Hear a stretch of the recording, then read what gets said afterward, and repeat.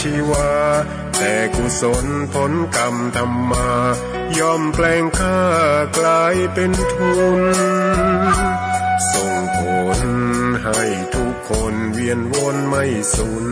สุขและทุกข์เป็นไปตามทุนที่พวกคุณได้ก่อทำมา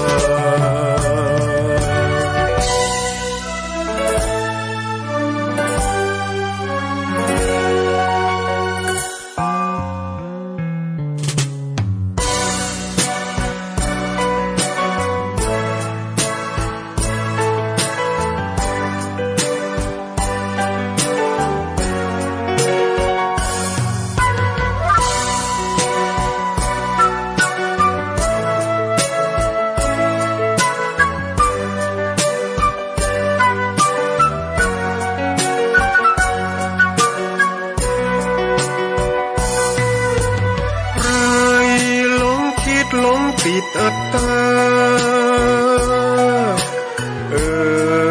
ว่าใจแจ้งกมลแม้นใครปลงได้คงสุขล้นชีวิตมีมองมนเกิดมาเป็นคนสมบูรณ์ดับหายเพียงร่างกายไว้ชีวาแต่กุศลผลกรรมทำมาย่อมแปลงค่ากลายเป็นทุนส่งผลให้ทุกคนเวียนวนไม่สูญสุขและทุกข์เป็นไปตามทุนที่พวกคุณได้ก่อทำมา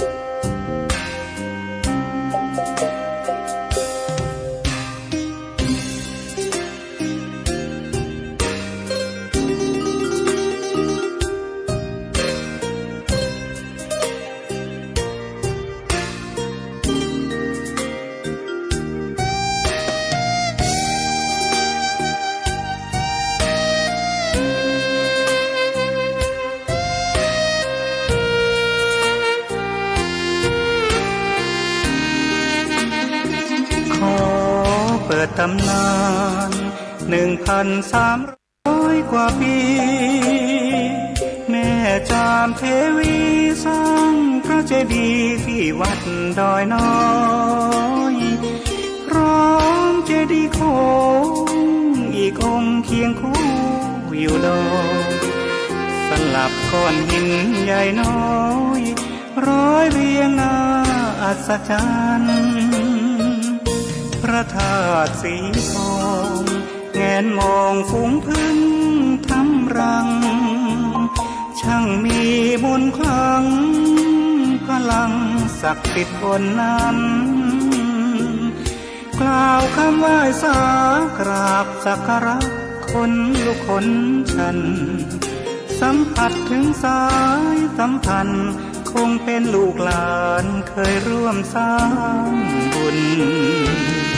วัดดอยน้อยอยู่กลางยอดดอยโรยต่ออำเภอดอยเหล่าเขตติดต่อป่าสางลำพูนเดินทางปลอดภัยจากเชียงใหม่หรือสายลำพูนยินดีต้อนรับนักบุญมาร่วมสร้างทานบารมีตี 3 ตี 4เปิดสถานีฟัง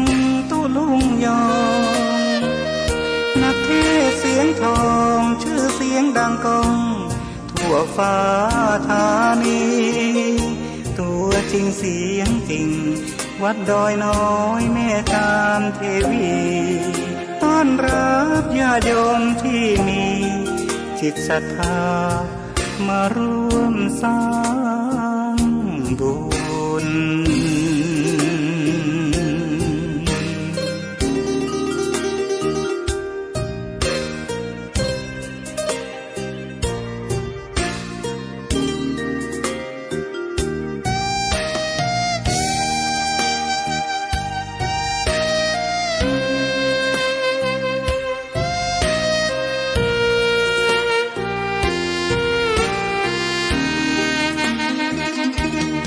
วัดดอยน้อยอยู่กลางยอดดอยโรยต่อ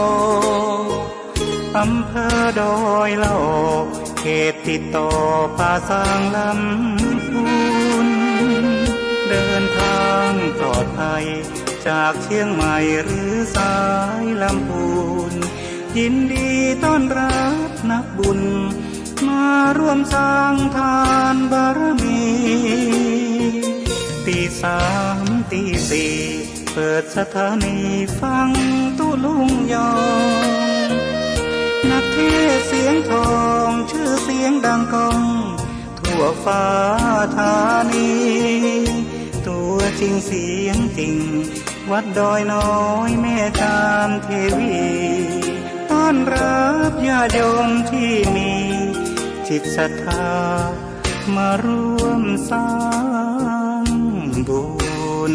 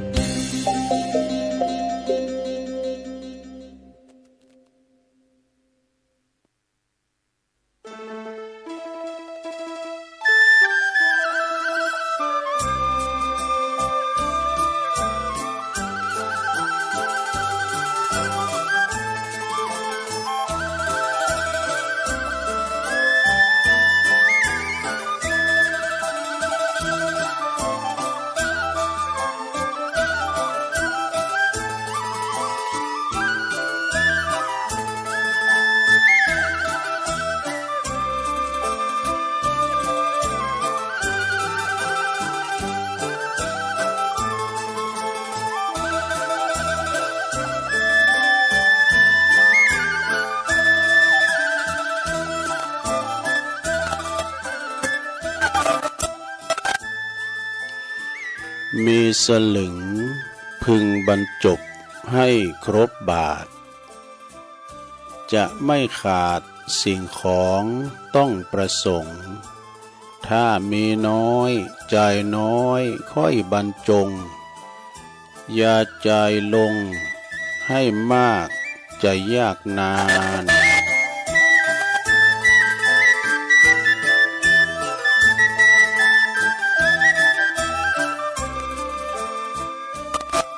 ตื่นขึ้นมาตอนเจ้ายิ้มแย้มแจ่มใสทุกโศกโรคภัยหายไปหมดสิ้นก็ขอความนอบน้อมแด่พระรัตนตรัยอันมีพระพุทธพระธรรมพระสงฆ์เป็นสรณะที่พึ่งกราบแนบไต่ไหวสาถวายความเคารพ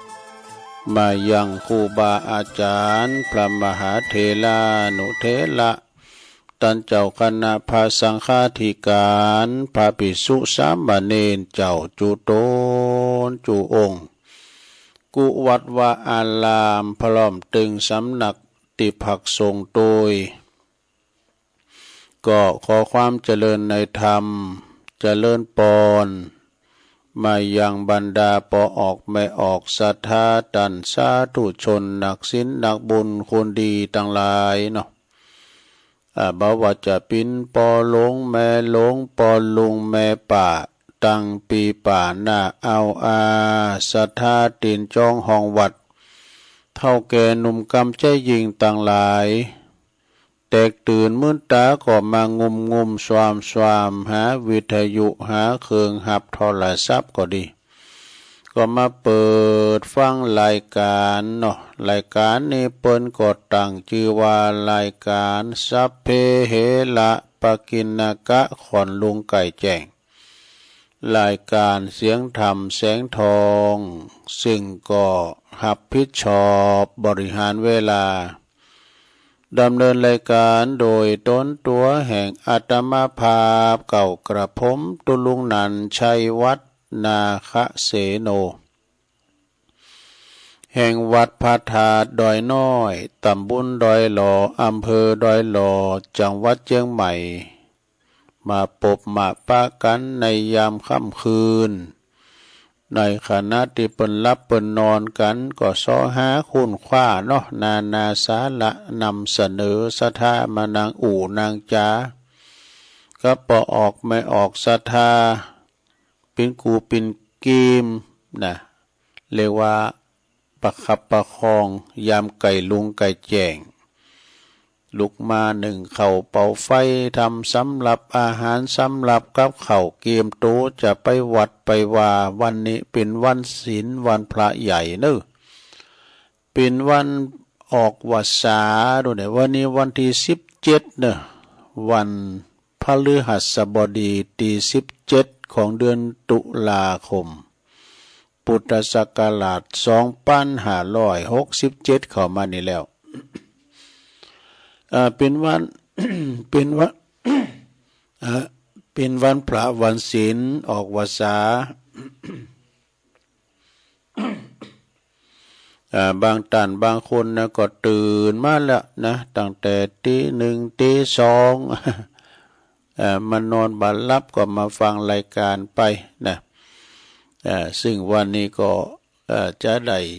น้อมนำสาระธรรมะต่างๆมานำเสนอกันก่อนอื่นเนาะ ก่อนอื่นที่ตุลุงจะได้เอ่ยไปตั้งสถานีวิทยุคืนบุญต่าง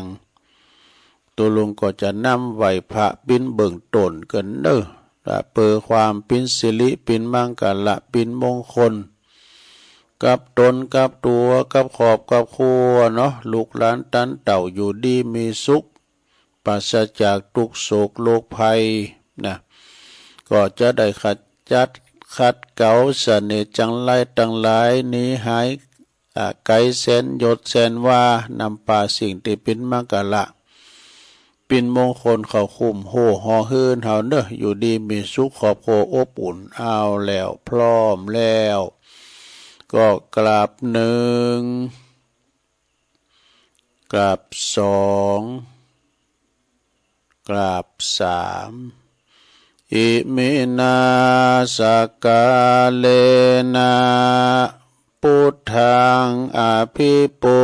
ชยามะอิมินาสกาเลนะธัมมังอภิปูชยามะอิมินาสกาเลนะสังฆังอภิปูชยามะอะระหังสัมมาสัมพุทโธภควาพุทธังภควันตังอภิวาเทมิสวากขาโตภควตา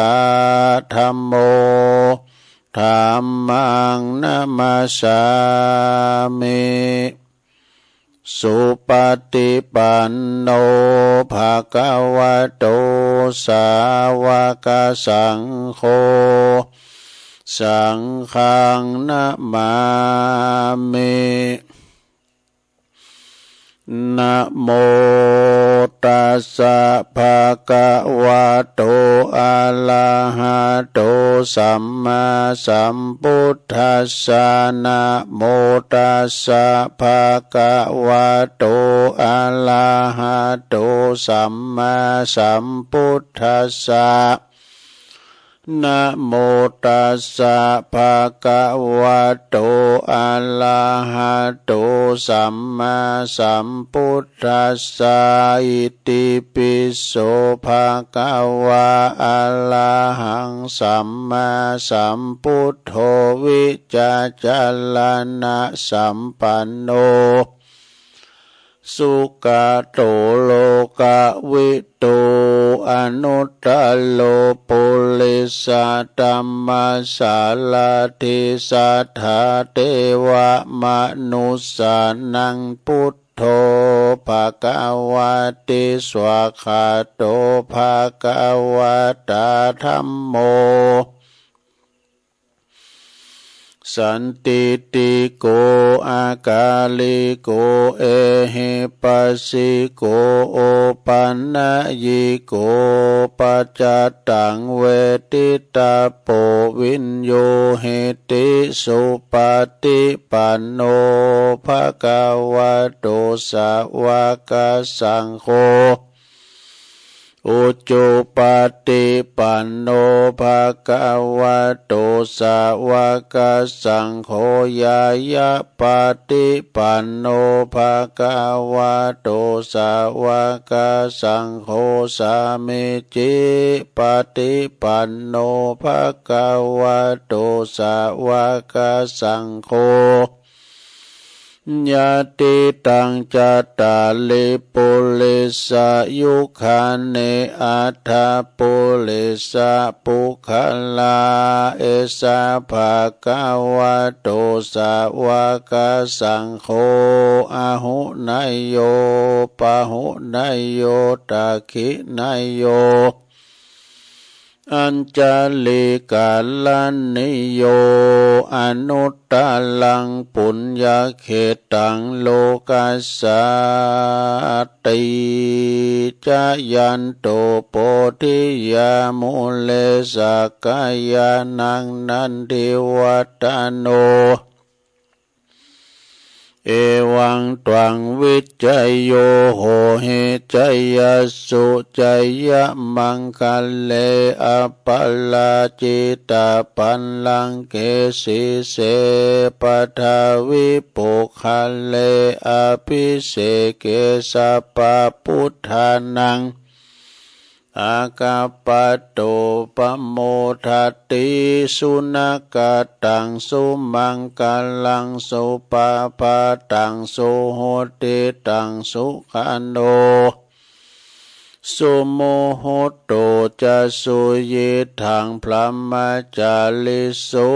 ปทักขินังกายกัมมังวาจากัมมังปทักขินังปทักขินังมโนกัมมังปณิทิเตปทักขินาปทักขินานิกาตวนะลาพันตเถปทักขิเนสัพพิติโยวิวัจจันตุสัพพะโลกวินาศตุมาเตภวัตวันตรายโยสุขิติกายุโกภวะอภิวาทนาสิลิสันนิจังวุตตาปัจจายโนจัตตาโลธรรมาวาทันติอายุวันโนสุขังปะลังเอาแล้วศรัทธาญาติโยมต่างหลายตุลุงก็ได้ปิ้นเก้าปิ้นโหนำสวดมนต์ไปเป็นตีเรียบร้อยเนาะก็ขอคุณปฏิตาไหลรัตนะผ่านแผ่วตั้งพระเกี่ยวเจ้าสามประการจงดลบันดาลมาปกป้องคุ้มครองรักษาวัดว่าอารามคงเกี่ยวตั้งสามปกป้องดูแลรักษาครูบาอาจารย์พระสงฆ์องค์สามบาเนนเจ้าที่เปิ้นอยู่กับวัดกับว่าเนาะเผยแผ่สัจธรรมคำสอนขององค์บวรสัมมาสัมพุทธเจ้าได้มาเป็นหน่อเนื้อนาบุญคือเฮาได้สักการะบูชากราบไหว้เนาะงอกงามไพบูรณ์ในพระศาสนาเป็นเสาหลักตั้งธรรมเป็นเสาหลักตั้งสงฆ์เนาะศรัทธาได้แนะนำได้ปรับปรุงดูแลและก็บริหารจัดการตั้งวัดตั้งวาพอคอยผลประโยชน์ตั้งวัดตั้งวาจากจูงศรัทธาเขาวัดเขาวามีการอาบน้ำฟังธรรมเนาะใส่บาตรหยาดปกกันอันนี้แหละเป็นตีนยึดเหนี่ยวจิตใจของหมู่เฮาเจ้าขาดตั้งหลายเอามีน้ำทำคำสอนเพราะว่าตั้งวัดตั้งวาเนี่ยเป็นศูนย์รวมจิตใจทุกหมู่เหล่าเนี่ยที่เปิ้นเขาวัดเขาว่ามานะเป็นของส่วนร่วมตึงหมู่ตึงโมนเฮาซื้อเก้าอี้มานั่งโต๊ะตั้งหยังก็ดีก็เป็นของส่วนร่วมเวลาเฮามีการมีงานก็เอาของวัดนั่นน่ะของเฮานั่นเนาะ ซื้อแป้นด้านตัวเจ้าก็เฝ้าหือไหวมันได้ว่าถอยหวานชาจอนเฝ้าพระเจ้าไว้ของเขานี่เนาะศรัทธาญาติโยมต่างหลายนะเอาแล้วตอนนี้ไปศรัทธาก็ขอให้ศรัทธาญาติโยมคนเฒ่าคนแก่เฮานี่นะมีสุขภาพพลานามัยสมบูรณ์แข็งแรงเนื้อปิ้นลมโพลมใสของลูกของหลานตัวลุงก็ขอเป็นกำลังจิตกำลังใจให้กับอีปออีแม่ที่เดินเหินไปไหนมาไหนบ้าใดก็เอาวิทยุเนี่ยเนอะมาเป็นกูเป็นเกมเนาะฟังนำฟังธรรมไปปอบ้านแม่บ้านจะขับรถขับลาออกคุ้มออกโคก็ให้มีสติก่อนสตาร์ทนะเนาะตัวลุงวันรถมันหนักมันหลายระวังถึงรถเฮารถเปิ้นไปถึงจุดหมายปลายทางโดยสวัสดิภาพทั้งขาไปทั้งขากลับเนอเอาละตอนนี้ไปตุลุงก็จะไปตังคืนของสถานีเจ้าของสถานีต่างหลายที่เปิ้นมีน้ำจิตน้ำใจงดงามได้น้อมนำเอาตังครูบาอาจารย์มาออกรายการกูตนกูองเนาะเอาไปออกรายการสถานีวิทยุของเปิ้นกระจายเสียงไปให้พอออกสถาฟังกันอยู่ตั้งบ้านตั้งจองอยู่ที่ไหนทั้งใดก็ฟังกันได้คะแนนว่าเปิดนะในห้องนอนห้องน้ำในตารางกลางโขงเตาฟืนเตาไฟนะฟังไปแล้วก็ทำการทำงานบัดลบตับเต็บไปนะก็ได้การได้งานโดยเป็นเรื่องต่างๆขอบคุณสถานีวิทยุในเครือข่ายที่เปิดรับสัญญาณรายการธรรมะทรงเวลาตั้งแต่ตี 3 ถึง 5 โมงเน้อดังต่อไปนี้ขอบคุณสถานีวิทยุคลื่นพระพุทธศาสนาการศึกษาและวัฒนธรรมของวัดไฟหินเนอตำบลสุเทพอำเภอเมืองเชียงใหม่ FM 104.50 เมกะเฮิรตซ์โดยเมตตาบารมีธรรมอาจารย์พระครูสมุวิสุวัฒน์วรกิจโจพี่น้องตั้งองค์คโลงในเมืองฟังตั้งแต่ตุลุงทองตั้งแต่เพลงบักเก่ามาแล้วเนาะขอบคุณเนอคืนนี้ก็ไปกว่างไปไกลแถวหลายดอยแถวปุ้นแถวเมจะตั้งเจงดาวเนาะครอบคลุมกันไปขอบคุณสถานีวิทยุคณะสงฆ์อำเภอฝางตั้งอยู่ที่วัดพระพุทธบาทอุดมน้ำบ่อสาวาสำนักวิปัสสนา FM 100.25 เมกะเฮิรตซ์เนอโดยเมตตาบารมีธรรมหลวงพ่อพระครูสุจิตานุรักษ์หลวงปู่ใหญ่เฮาเดอร์เจ้าคณะอำเภอฝางแล้วก็ขอบคุณตังตุปีจำเริญโชติธรรมโมตุปีสุเทพด้วยเนอะลิงสัญญาณไปแล้วขอบคุณสถานีวิทยุแดนดินถิ่นล้านนาตั้งอยู่ที่บ้านโฮงโงตำบลนำบ่อลงเนอะอำเภอสันป่าตองนะ FM 103.50 เมกะเฮิรตซ์โดยคุณรุจิสมบัติเงาคำเนอลิงสัญญาณไปคืนนี้ก็ไปไกลนะขอบคุณสถานีวิทยุคืนพระพุทธศาสนาคืนธรรมะของชุมชนวัดห้วยตองซักเนอตำบลขวงเปาอำเภอจอมทอง FM 98.75 เมกะเฮิรตซ์โดยเมตตาบารมีธรรมหลวงอาจารย์พระครูวาปีวรมานิตเนอตั้งโซนไต่สายแต่ก็ฟังตั้งแต่เพลงเก่าอมตะนิรันดร์การมาแล้วขอบคุณสถานีวิทยุมนเสียงธรรมเนอะจากอำเภอแม่แจ่มวัดบุพาราม FM 106.25 เมกะเฮิรตซ์โดยเมตตาบารมีธรรมหลวงพ่อพระครูมงคลวิสิทธิ์หลวงพ่อใหญ่เฮาเนอเจ้าคณะอำเภอแม่แจ่มแล้วก็ขอบคุณทางท่านพระประหลัดอุทัยตึง2อุทัยโดยแม่แจ่มก็ฟังกันหลายเนอะแต่เปิ้นบ่โทรบ่ได้ฟังกันหลวงหลายขยายกว้างไกลขอบคุณสถานีวิทยุเน็กเนลเรดิโอ FM 96.75 เมกะเฮิรตซ์ ตั้งอยู่ที่บ้านจงตำบลทุ่งกวาวห้างหุ้นส่วนจำกัดอนุสรณ์เรดิโออำเภอเมืองปานจังหวัดลำปางขอบคุณสถานีวิทยุชุมชนคนเหนือเขื่อนตั้งอยู่ที่บ้านดงดำอำเภอฮอดจังหวัดเชียงใหม่ FM 90.75 เมกะเฮิรตซ์ขอบคุณสถานีวิทยุเพื่อการศึกษาและพัฒนาอาชีพอาเรดิโอเน็ตเวิร์ก FM 103.00 เมกะเฮิรตซ์อำเภอเมืองจังหวัดลำปางขอบคุณสถานีวิทยุอาเรดิโอเน็ตเวิร์ก FM 99.50 เมกะเฮิรตซ์วิทยาลัยเทคโนโลยีเพื่อการจัดการกฟผแม่เมาะลำปางและขอบคุณสถานีวิทยุวิทยาลัยสงฆ์นครลำปางตั้งอยู่ที่วัดบุญญาวาสวิหาร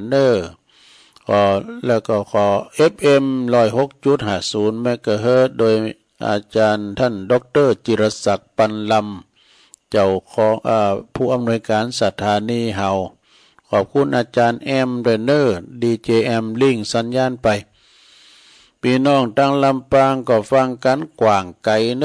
หลายอำเภอครอบคลุมกันหมดและก็พี่น้องบ้านไก่สีคำเรดิโอนาเหลืองนอกอำเภอเวียงสาจังหวัดน่านFM 92.50 เมกะเฮิรตซ์นี่อันนี้ก็เป็นรายชื่อรายนามเจ้าของสถานีที่เปิ้นลิงก์สัญญาณให้ท่านผู้ฟังกันไปถึงในบ้านในจองก็ฟังกันไปแล้วก็ขอบคุณเปิ้นฟังทางระบบอินเทอร์เน็ตโดยโทรประเทศนำเอาเสียงยองในเผยแผ่ไปเป็นกำยองอันนี้เป็นชนเผ่ายอง ยองป่าสร้างหลับปูนมานางอูนางจ๋าอนุรักษ์วรรณกรรมอนุรักษ์วันภาษาภาษายองถ่ายยองบะอูละไผที่ไหนจะบะอู ก็อันเป็นการอนุรักษ์รักษาเป็นเสียงในฟิล์มลงเสียงในฟิล์มก็มาปะกันวันนี้ก็ตรงกับวันพฤหัสบดีที่17วันนี้แล้วสถา17ตุลาคม2567มาวันนี้เป็นวันพระใหญ่วันศีลใหญ่ศีลหลงศีลออกวาสาศรัทธา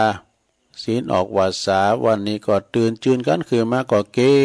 มสำหรับกับเขาตังสวยดอกไม้ก้าข้าวสุกน้ำอุ่นข้าวน้ำโภชนาอาหารบางพงก็จะไปตานขันเข่าขันน้ำสูงใต้วันออกวาสาเหออีปออีเมที่เปิ้นได้ล่วงลับดับขันไปสู่ปาละโลกไปหน้าก็ขอวันนี้ก็บางวัดเปิดกดตานผ่าวาสาตุยจังหวัดพัทยาดอยน้อยที่ตุลุงอยู่นี่เปิ้นก็จะต้านผ่าวาสากับพระเนนพี่นี่ก็สวาตุเจ้าเฮาก็มีอยู่3 ตุน 4 ตุนเนนก็มีโหลนึงทำเตก็เนนก็ถึงเนนน้อยเนนใหญ่เนนมันก็อยู่กันหลายก็หลายตุนทำเตก็ลูกหลายปอหลายแม่บางตุนมันก็ลึกพอง ละอ่อนได้แต่ก็การงานเนี่ยเขาช่วยกันช่วยกันแข็งแรงตัวน้อยๆนี่แข็งแรงละอ่อนเขาจากนั้นก็วันนี้ก็เป็นวันศีลใหญ่ศีลโลงศรัทธาญาติโยมทั้งหลายถ้ามันเพาะเหมาะเปิงตัวลุงก็กรรมเอาทำมานี่ผูกนึงเป็นน้ำมรดกทำปืนเมืองสาถาโวจะเอามาอ่านทำเตธรรมเหมือนศรัทธาได้ฟังกันมันเพาะมันเปิงกับวันพระวันศีลใหญ่ศีลโลงกรรมบักเก่าสอนคุณสอนลูกสอนหลานโดยศรัทธากรรมบักเก่าสอนลูกสอนหลานก็ฟังกันไปประคับประคองให้มันแจ้งดีควายงามวันนี้ก็ยิ้มแย้มแจ่มใสลงยิ้มแย้มแจ่มใสวันนี้เป็นวันพระวันศีลปิยวาจาอุโมนจาวานกับคุณหลอบข่างเพราะว่าลูกหลานตานเต่าขันติอดทนเพราะว่าจะเป็นกรรมให้กรรมขาดเนี้ยก็ดากไว้เอากรรมดีๆมาอู่กัน เอาละเนาะได้เวลาเนอะสถาจะว่าทำมือฟังกันเนอะปูจานไม่ไหนเพราะนานอ้ายแพ้โป่งมาลัฒนาธรรมกรรมพรหมเลยตูนอกแอนภาพต้องเต้นกระดานทองทำอันใดเดทละทะลองเป็นกองแห่งนักปราชญ์ผู้ข้าน้อยนาฏก็ขออาราธนาธรรมธรรมดัมมังปัจจังอาราธนังกะโลมะฟังไปรับไปลงเด้อนะโมตัสสะภะคะวะโตอะระหะโตสัมมาสัมพุทธัสสะธัมมัจจาริสุขังเสติสัทธโวดุลาสัพปุริสัตตังหลายตั้งยิ่งใจมวลหมู่อันพร้อมหน้าอยู่ฟังธรรมจงดาจำฟังที่เอาเป็นที่สอนใจดังเราจักไขบอกเราเถิงกรรมบาเก่าอาติตาจะสอนเก่าถอยหือคนใหญ่น้อยใจยิ่งใดการนิ่งพร่ำรู้ยังการมวลหมู่นากันเหล่าลาปฏิบัติใดสะจักสมมักไฟจูปาการสุขเจยบานบ่ขาดตั้งแต่ชาติปัจจุบันกันดับขันพลากนาจากลูกลาเมืองโคละย่อมเอาตนไปเกิดในห้องฟ้าเลิศเมืองสวรรค์ได้สุขคืนวานชื่นจอย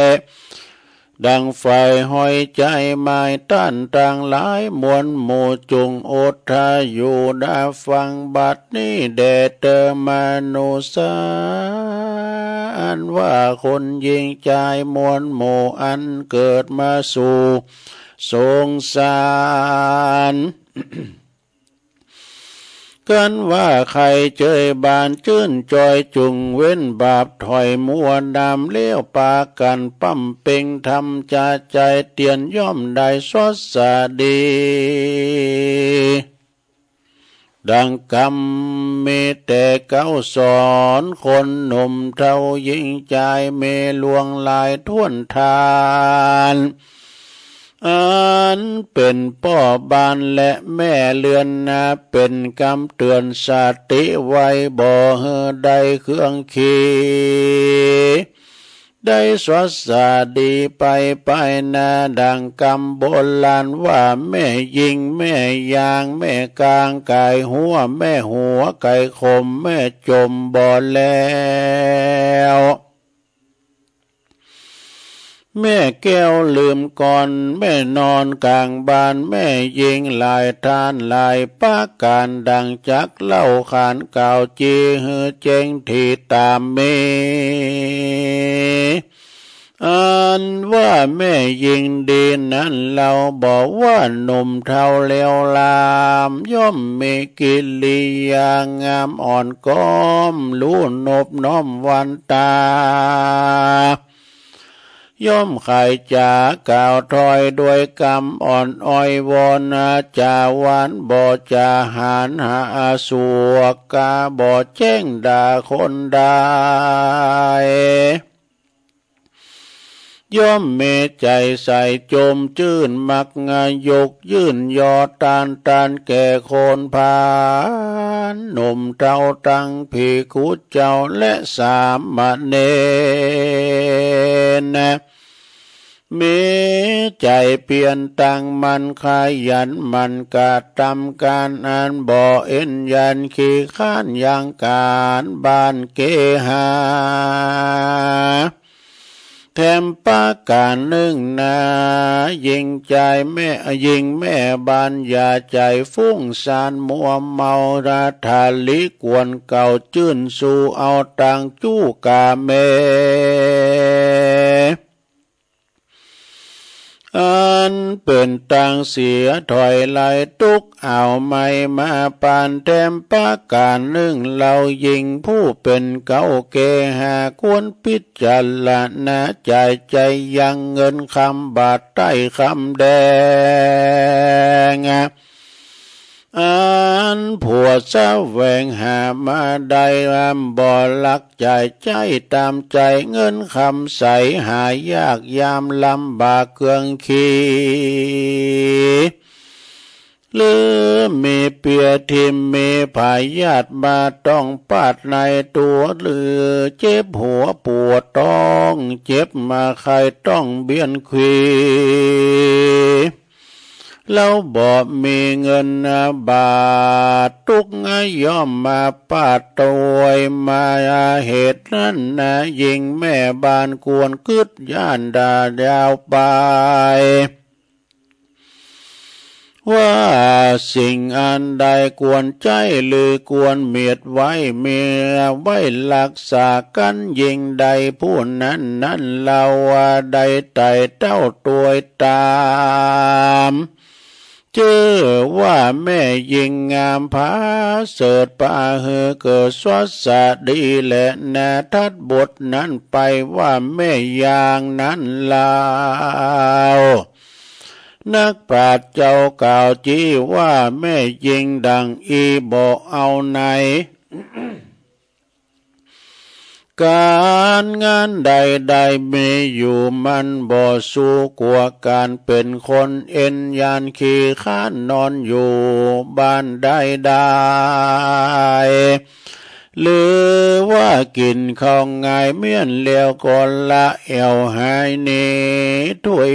จ้อนเมเลียลาดมอหายถาดลุงลางสังบ่เป็นสังบ่รู้เลี่ยลาดอยู่คาดใจแมงวันไหลแมงสาเป่ายะยาบสะสนหอ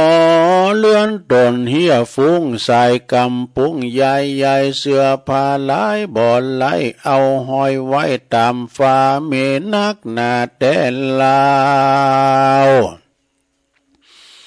นุ่งลืมแล้วหลายวันบ่สักกันถึงตากเหม็นสาบมากเรือลายกันไก่ยิ่งใจใหญ่น้อยใหญ่บ่หอนใดเป็นดีเขาบิดหน้าหนีบ่สู่เลี้ยวกาอูเตียนาขวัญว่าตัวมันมากายาบเป็นกินเหม็นสาบเหมือนผีบ่เป็นดีแต่เรากำแต่เก้าอาติตาจะสอนมาบอกจี้ว่ายิงดังอีคือแม่ยางก่อเพื่ออันแหละนา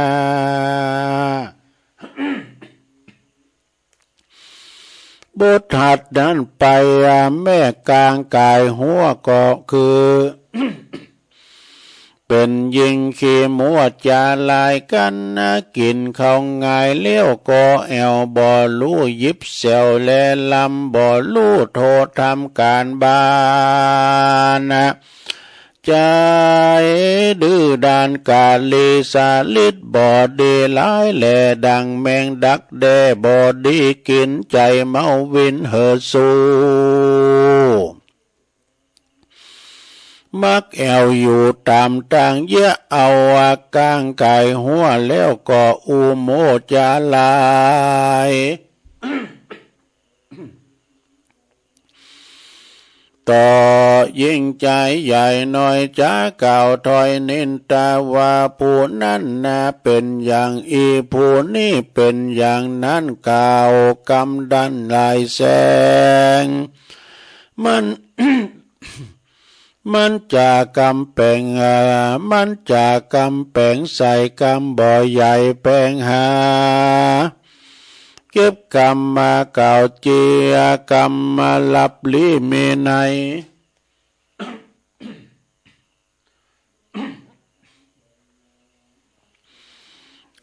กรรมลับลีเมไนก็นำไปไขบอกเฮคนหนุ่มเทายิ่งใจได้ลู่หลายไปไขว้ประโยชน์น้อยใหญ่บ่หันเม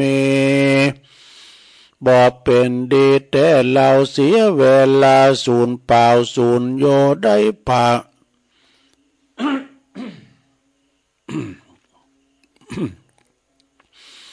ได้ปามัวตามก้อยทุกจองหอยตัวมานักปราชญ์เก่าจีว่ายิงดังอันนี้ชื่อว่าแม่กลางกายหัวก่อเพื่ออันแลนาบทถัดด้านไปแม่หัวไก่คมมักนอนบ่มตึงวันยามพวงมันบ่อยู่ก็ออกแอวสู่แดนกายซ้อหัวซ้อสอดไปพับควายอันจักใดเศร้านอนบ่อาวรสาตานแม่นการบานตาตนเมก็บ่ยิบยินดีก็บ่ยินดียินไล่นอนก็นอนจากควายสันเดียว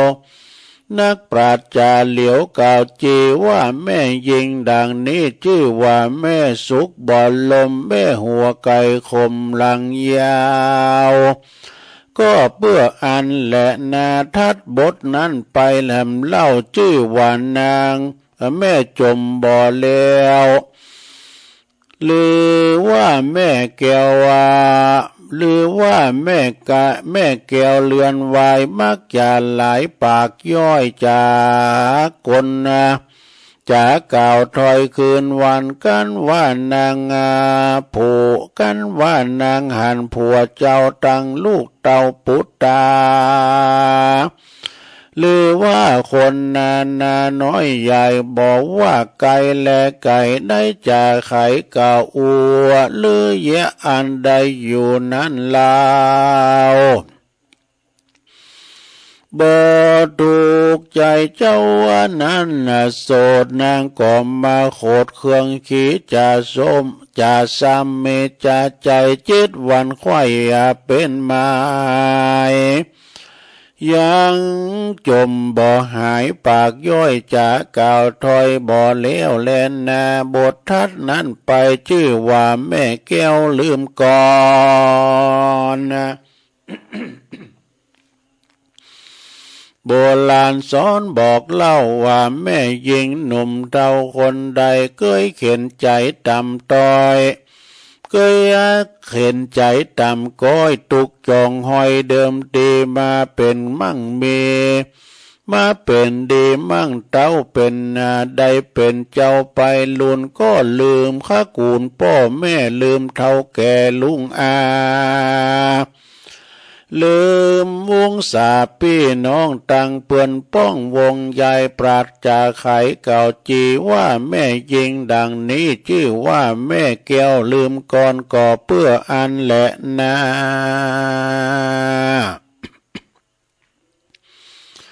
บททัดนั้นไป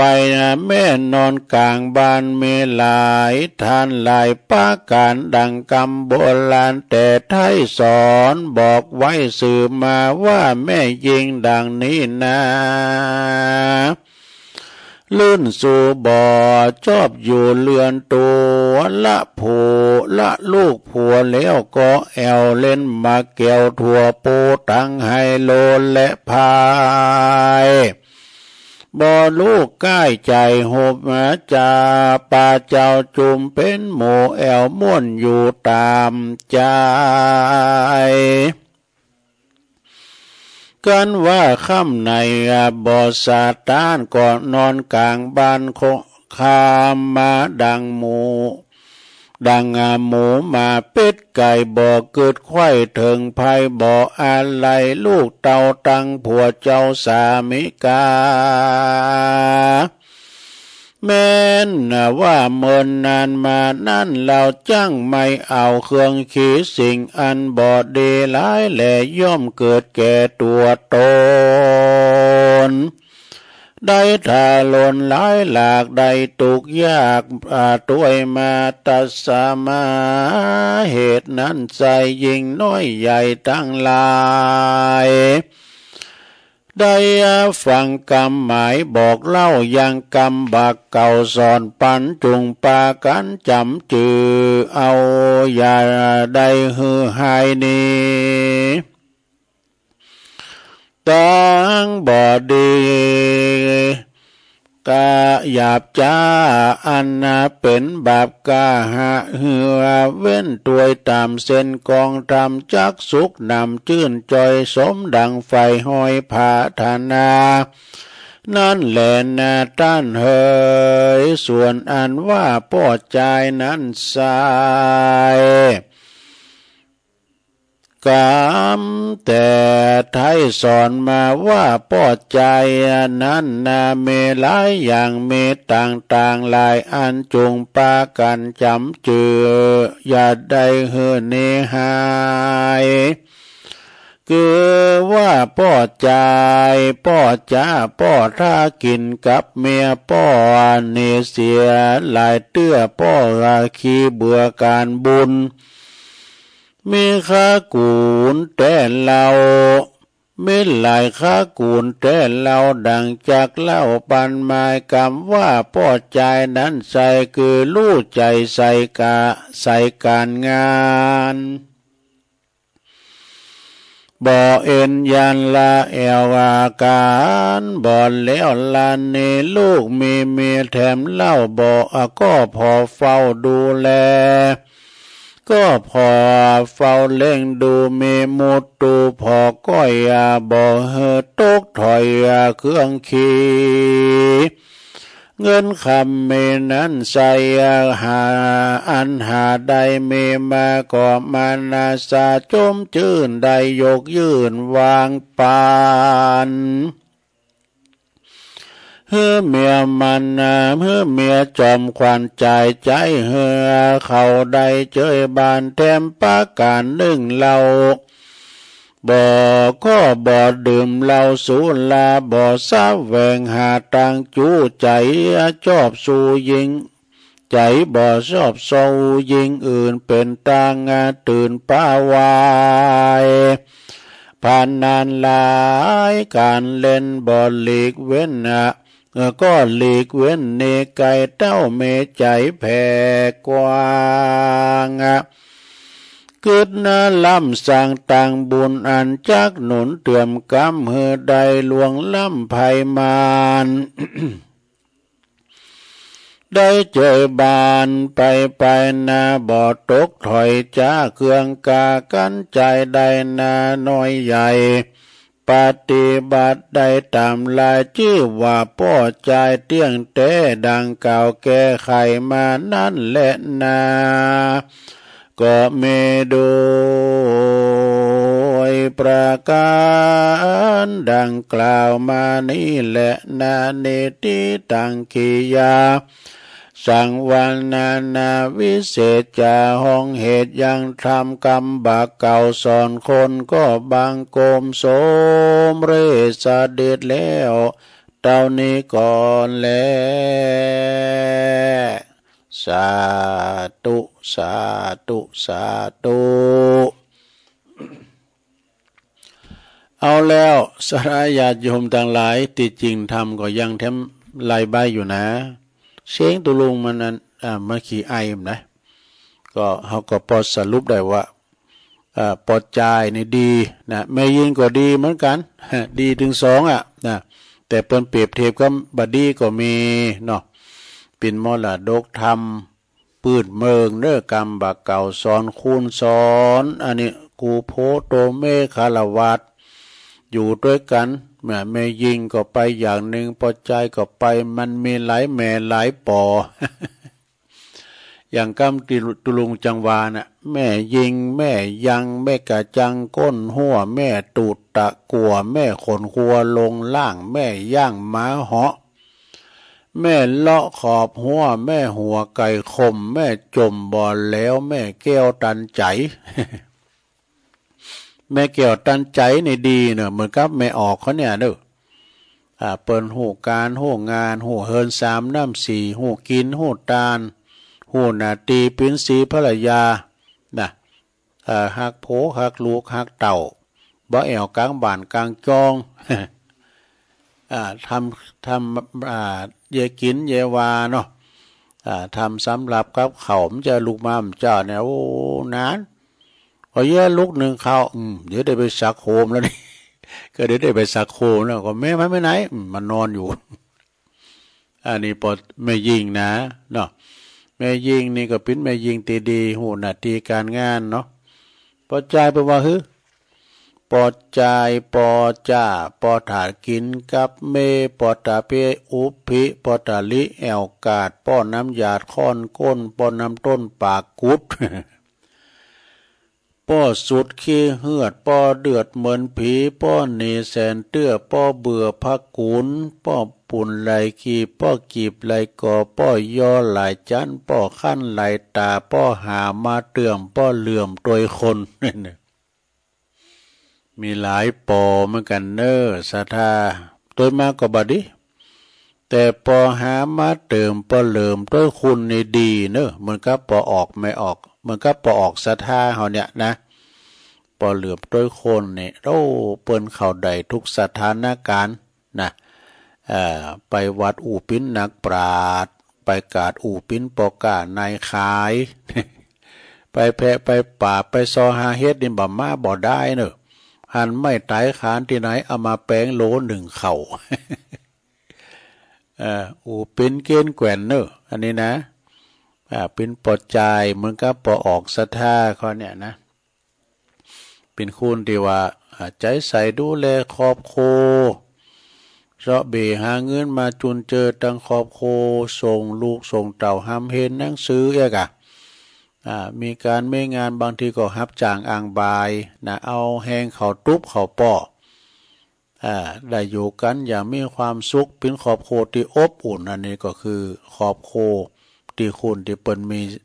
มีศีลมีธรรมเนาะมีศรัทธามีปัญญาหรือว่ามีศีลเสมอกันเนาะอยู่กันไปตามน้ำตามธรรมไปอันนี้ก็คือมรดกธรรมกรรมบากเก่าสอนคุณเนอะศรัทธาเอามาสาธยายขยายติดศรัทธาได้ฟังกันเป็นธรรมตุอุ้ยเขาอาจารย์สมเพชรปัญญาโนหลวงปู่หลวงพ่อบุญปันเขาเนาะต่อไปเอาปอนธรรมเหมือนกันนะลงเนอะเอาปอนธรรมเราก็จะว่าลายอื่นกันต่อไปเนาะจบเป็นอย่างไปนะต้องลุกมาไหวเนอะไหวนะจิตนะใจหลงต้องลุกมาเตือนมันเจ้าอยู่สัปปีติโยวิวาจันตุสัพพะโลโกวินาศตุมาเตภวัตวันตะลายโยสุขีติคาโยโกภวะอภิวาตานาสีริสันนิจังวุตตาปัจจายโนจัตตาโลธรรมาวตันติอายุวันโนสุขังปะลางเอาแล้ว ได้บุญได้กุศลด้วยกันตูลุงวาธรรมก็ได้บุญศรัทธาฟังเทศฟังธรรมก็ได้บุญเหมือนกันเนอะได้บุญแต่ที่นอนบ่แล้วสระจำลูกก็ได้ป้อนแล้วนี่นะป้อนนี่เป็นสิ่งที่ประเสริฐเนาะที่เฮาทุกคนก็ปรารถนาได้บุญเหมือนกันบุญคือหยังหลงบุญนั้นก็คือสิ่งที่มันอิ่มเอิบ อิ่มเอิบในจิตในใจบุญเกิดได้ทุกลมหายใจนะทำบุญเหื่อผ่องใสทำใจเหื่อผ่องจิตผ่องใสขณะทุกขณะนั่นก็เป็นบุญนะทำใจเหื่อผ่องใสทุกขณะนั่นก็คือเป็นบุญหายใจเข้าก็เป็นบุญหายใจออกก็เป็นบุญหายใจลึกๆนะลงดูอย่างตุลุงว่าแต่ว่าน่ะหมอบอกว่าหายใจเข้าลึกๆจ้าถึงปอดปุ่นนะปอดก็จะได้ฟอกเลือดขยับขึ้นไปเร่งสมองว่าออกซิเจนนะเร่งสมองนะหายใจลึกๆนะหายใจเข้าก็เป็นบุญหายใจออกก็เป็นบุญหายใจ ยาวๆเนาะจงเป็นผู้ที่เปิ้นว่าจงทำตัวดุจน้ำไหลนิ่งจิตใจผ่องใสเป็นบุญสำเร็จที่ใจเนี่ยแล้วก็บุญก็คือความดีนั่นเองบุญห้อมหันมามาบนี่บาปเขาก็หันมาโมงนี่ฉะนั้นก็ทำไปวันนี้ก็ไปเอาบุญกันเนอะที่วัดเนาะลงเนาะพระหยัดต้านโกเข่าโกน้ำหาปอหาแม่แต่ใส่บาตรหยาดปกทำบุญอุทิศเจ้ากรรมในเวรพอเกิดไม่เกิดก็ดีหรือว่าจะไปตานโกเข่าโกน้ำทำบุญตานไปหนาตานหือกับโตเก่าไอ้นาก็ไปศรัทธาแหล่งบุญที่วัดเนอะศรัทธาเนอะวันนี้เป็นวันพระใหญ่วันศีลออกวาสาลาพระเจ้ากันนะและวันภูก็จะไม่ลืมเนอะเป็นวันแรมหนึ่งค่ำเป็นวันออกวาสาตุเจ้าแล้วก็เป็นวันตักบาตรเทโวโลหันนะโดยเป็นวันสำคัญแถมวันหนึ่งปีไหนมีวันเดียวเนอะสดาที่ตักบาตรเทโวนี่นะโอ้วันภูมันซ้ำกันหลายตีหลายวัดละไปเอาย้ายไปวันฮือบ่อีกก็บัดใดมันจะเป็นวันดีเป็นอยู่ในอันนี่ก็อยู่ในหลักธรรมอยู่ในธรรมในเวลาว่าในหลักธรรมแบบว่าพระพุทธเจ้าของเฮาเนี่ยหลังจากเปิ้นตรัสรู้แล้วเนาะฮู้ธรรมแล้วพรรษาที่7นั้นประกอบกึดดำริว่าโอ้อยากจะไปสนองกุลบิดามารดาเนาะมีความกตัญญูนึกถึงคุณแม่เนาะเปิ้นก็เสด็จขึ้นไปปุณบุญสงสวรรค์จันตาวติงสาไปแสดงธรรมอภิธรรม7กำปีให้กับพุทธมารดาครบถ้วนไตรมาสครบถ้วนไตรมาส3เดือนแล้วเปิ้นก็จะเสด็จลงจากเมืองสวรรค์เริ่มพวกนี้นะมาสู่เมืองสังกัสสนกรมนุษย์สโลกเมืองคูนเฮาวันนั้นในเปิ้นว่าพวกนี้เป็นวันพระเจ้าเปิดโลกเนาะซะดาเปิดเปิ้นว่าเปิดฟ้าเปิดอำนาจวาสนาเปิดบุญวันพรุ่งนี้กันไผใส่บาตรเข้ากับตุเจ้าราติเนนก็นะวันพระพุทธเจ้าเปิดโลกนี่โตจะมีอานิสงส์อันยิ่งใหญ่เนอะสดาเนาะปีไหนมีวันเดียวปีไหนก็มีวันเดียวเปิ้นว่าวันพระเจ้าเปิดโลกนั่นนะเปิ้นจะด้นบันดาลเนี่ยภพ3ภูมิหันกันหมดตั้งตั้งจันทร์พรหมจันทร์อินทร์ก็หันหมดตั้งจันทร์เทวบุตรเทวดาก็หันเมืองมนุษย์ก็หันเทวดาหันห้องอบายหันอบายภูมิโลกตั้งมรณะ6หันหมดนะเปิ้นหือนิมิตหือหันกันหมดว่าศรัทธาญาติโยมนะวันพุธนี่เป็นวันมงคลนะวันเบิกบุญเบิกวาสนาบารมีเปิดโลกเนอะเปิดโลกกทัดอันกว้างไกลฉะนั้นวันพุธก็ไปในสถานที่ต่างๆที่เปิ้นทำพิธีในการตักบาตรเทโวก็ปากันไปเนาะศรัทธาญาติโยมทั้งหลายเอาละตัวลุงก็ไปก็คอแห้งไปเอายาวนะการเตะทำเนี่ยมันเอิ่นเสียงนี่มันจะใจเสียงของมันจะเหมือนทำทำนี่ทำบรรยายเนาะอันนี้ถือว่าวันศีลใหญ่ศีลโลงก็เลยมันเพราะมันเปิงกับวันศีลใหญ่ก็เลยเตะทำกรรมบักเก่าซ้อนคูนกันไปเรื่องเกี่ยวกับแม่ยิงปอดใจเนาะก็เป็นธรรมดาวันนี้ก็เดี๋ยวตัวลุงจะพักเบรกพักกึ่งกำเดียวกันเนอะพักกึ่งกำเดียวก็เดี๋ยวจะมาเล่านิทานทั้งอยู่ชั่วโมงที่2ก็มีทั้งหลากหลายอยู่เนาะประคับประคองกันไปเจริญปอนพักเบรกกำเดียว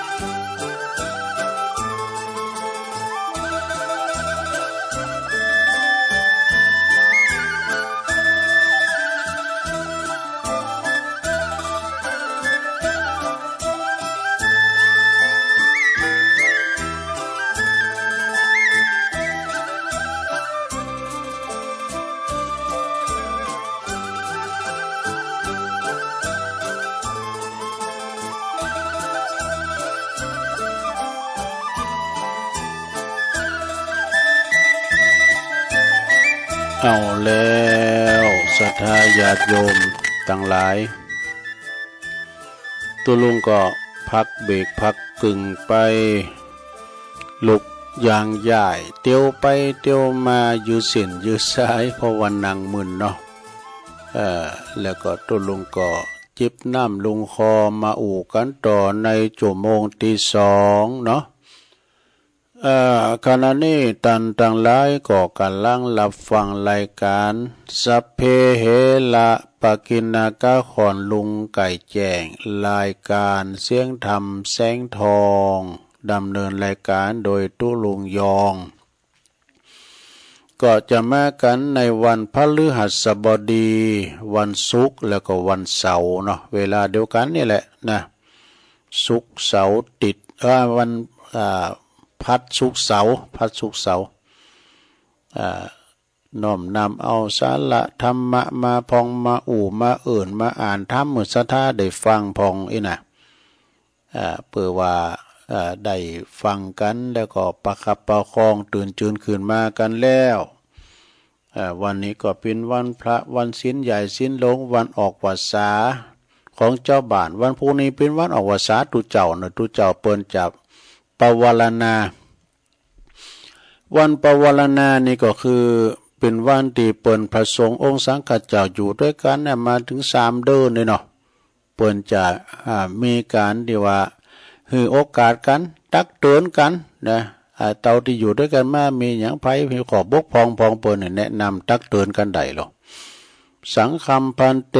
ปวาเรมิทิเถนะวาสุเตนะวาปริสังกายวาวัฏันตุมังอายสมันโตอนุกัมปังอุปาทายปัสสันโตปฏิกริสามินะเพิ่นก็มีบาลีเปเหมือนกันนะตัวลุงก็เปบะจางฉะนั้นก็เป็นวันออกพรรษาในวันผูกนี่ก็ตักบาตรเทโวกันโดยศรัทธาที่เปิ้นได้โบสถ์3 เดือนก็ดีใจเนาะบางพองเด้อแต่โบสถ์ว่าษาเนี่ยนะนับมื้อนับวันนับว่าวันใดจะถึงวันใดโตกองหากับเปิ้นออกว่าษาการออกว่าษาแล้วเนี่ยโตยินซุยแล้วเด้อกันนะจะออกว่าษาก็ลาสิกขาไปนะเปิ้นโบสถ์มื้อเนาะโบสถ์นั่นก็ราชการเนาะ3 เดือนนี่ก็ยังดีอยู่นะแต่ว่าบางพองปรากฏโบสถ์7 วัน5 วัน9 วันอันนี้เป็นโบสถ์ด่วนเนาะลามาโบสถ์ด่วนขอเงินได้กายก็เฮาได้มาสัมผัสล่มผ้ากาสาวพัดนี่ได้มานุ่งผ้าเหลืองก็เป็นมังกรเป็นมังว่าพอแล้วซะนะเฮาพอบางคนนี่นะพอเนี่ยยามก่อนโบสถ์นั่นน่ะมันจะบ่หน้าดำอย่างเป้าบุญจินนี่ก็เดี๋ยวมันนุ่งผ้าเหลืองเนี่ยไปเต็มแบบเว้ยราศีมันขึ้นจะหนักนะผ้าเหลืองเนี่ยโตโรมจะธรรมดาเด้อ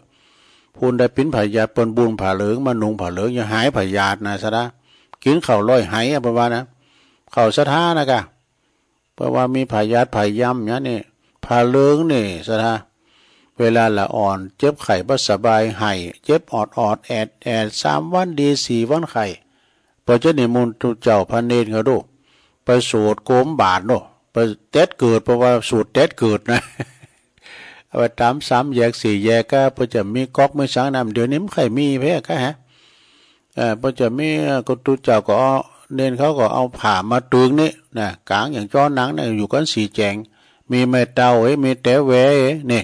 มีผ้าสายสิญจน์ได้สายสิญจน์แล้วก็ตั้งลุงกับประดุปูศาสตร์นี่เอาละอ่อนวินาประดวันออกปุ้นนี่นะเมมันอุ้มไว้เมมันอุ้มลูกไว้โผมันนอนบาดเขาโกมโหอันเนี่ยปดโตผมโหอันสูตรมนต์บ่จัดแล้วพอเปิ้นมันมาโกมโหลูกมาโกมโหเมเปิ้นอุ่นนานก็โอ้มาโกมโหลูกจังบ่นายจะได้สูตรใหม่ก็เพิ่มขั้นตังบ่อันนี้เป็นกรรมโมลกรรมลิ้นไว้ได้เด้อโลนะอันนี้เป็นว่าสูตรเด็ดเกิดนี่ศรัทธาเนาะเอาละไปนักไปยาวตุลุงจะเอาคติธรรมนี่มามันกันก่อนเนี่ยพอใจคนหนึ่งนี่มันเกิดเป็นจะได้มันจะแล่นหนีวะอยากจะหนีเงาตัวเองนี่ มันปิ้นจะได้ใจคุณนี่มันเกิดปิ้นสารวีอย่างใดจะหนีเงาตัวเองจะหนีได้หรือไม่ลองฟังคติธรรมนี่นะลงเนอะ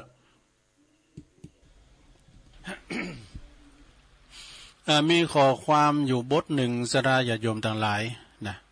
อันนี้ก็เพื่อความที่ว่าบ่ประมาทเนาะมีใจคนหนึ่งซึ่งเกิดมาแล้วก็เบื่อการเกิดล่ำคาญเงาของตัวเองแล้วก็รอยเท้ารอยตีนของตัวเองนะพอใจคนนี้ก็อยากจะหนีเงาตัวเองแล้วก็หนีรอยเท้ารอยตีนของตัวเองเขาก็เลยพยายามวิ่งหนีว่ะโหกแล่นไป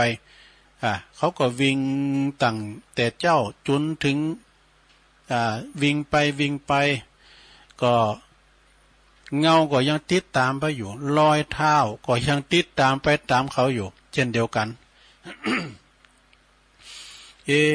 เขาก็คิดว่ายังวิ่งจ้าไปกะยังวิ่งจ้าไปเร็วเพราะว่า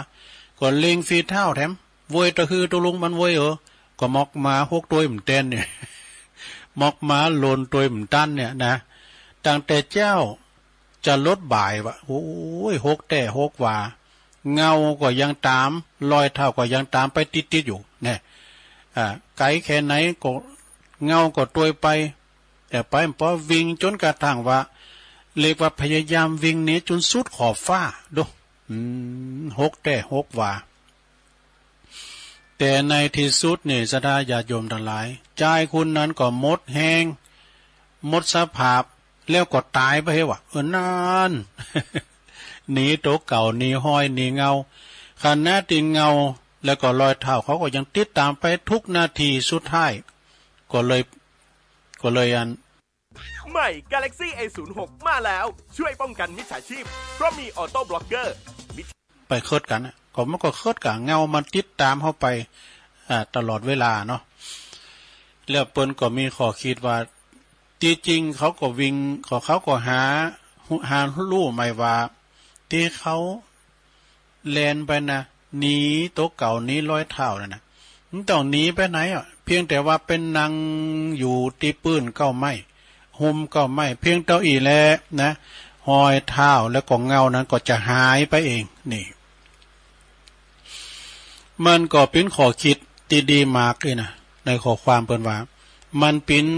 อุปมาของคุณที่อยากจะหนีตุกจะแลนจะหนีตุกคุณทั้งหลายเนี่ยศรัทธาญาติโยมทั้งหลายก็อยากจะหนีให้พ้นทุกข์ทั้งนั้นนะคุณทั้งโลกก็อยากจะหนีทุกข์แล้วก็ส่วนใหญ่นี่ก็ที่ทำนั่นก็คือพยายามวิ่งเหมือนกันหมดพยายามวิ่งเหมือนกันพยายามแสวงหาแล้วก็พยายามหนีทุกข์โดยการแสวงหาความสุขแล้วก็ดิ้นรนไปหาสิ่งต่างๆมาครอบครองนะมาครอบครองอยากจะหนีความอยากจนอยากจะหนีความต่ำต้อยแล้วก็พยายามไปหาทรัพย์สินเงินทองแสวงหาชื่อเสียงเกียรติยศดิ้นรนเพื่อให้ได้มา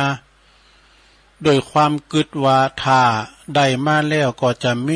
บ่มีตุกละนะจะบ่มีตุกหมดตุกแต่ก็จะแต่ก็ตุกก็ยังตามเข้าไปอยู่เนี่ยมันไปหนีไปได้ที่ไหนเนาะศรัทธาญาติโยมยิ่งบ่เดียวเนี่ยคุณตุกก็ตุกคุณรวยก็ตุกนะบ่ว่าจะเป็นคุณรวยหรือว่าคุณที่มีชื่อเสียง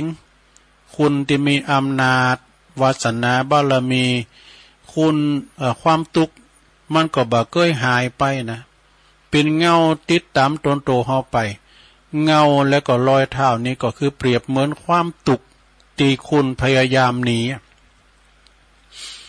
แต่หนีไปไหนก็การวิ่งหนีนั่นก็คือการดิ้นรนนั่นเองนะการเฮาแล่นหนีก็การดิ้นรนคือแสวงหาสิ่งที่คิดว่ามันจะเป็นความสุขคิดว่ามันต้องไปครอบครอง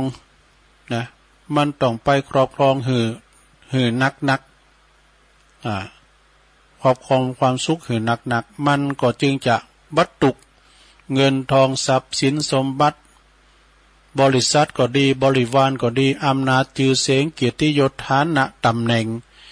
แม้ว่าจะได้มันมาได้100 ล้านพันล้าน เงินคำกำแก้วก็ยังตุกอยู่เนี่ย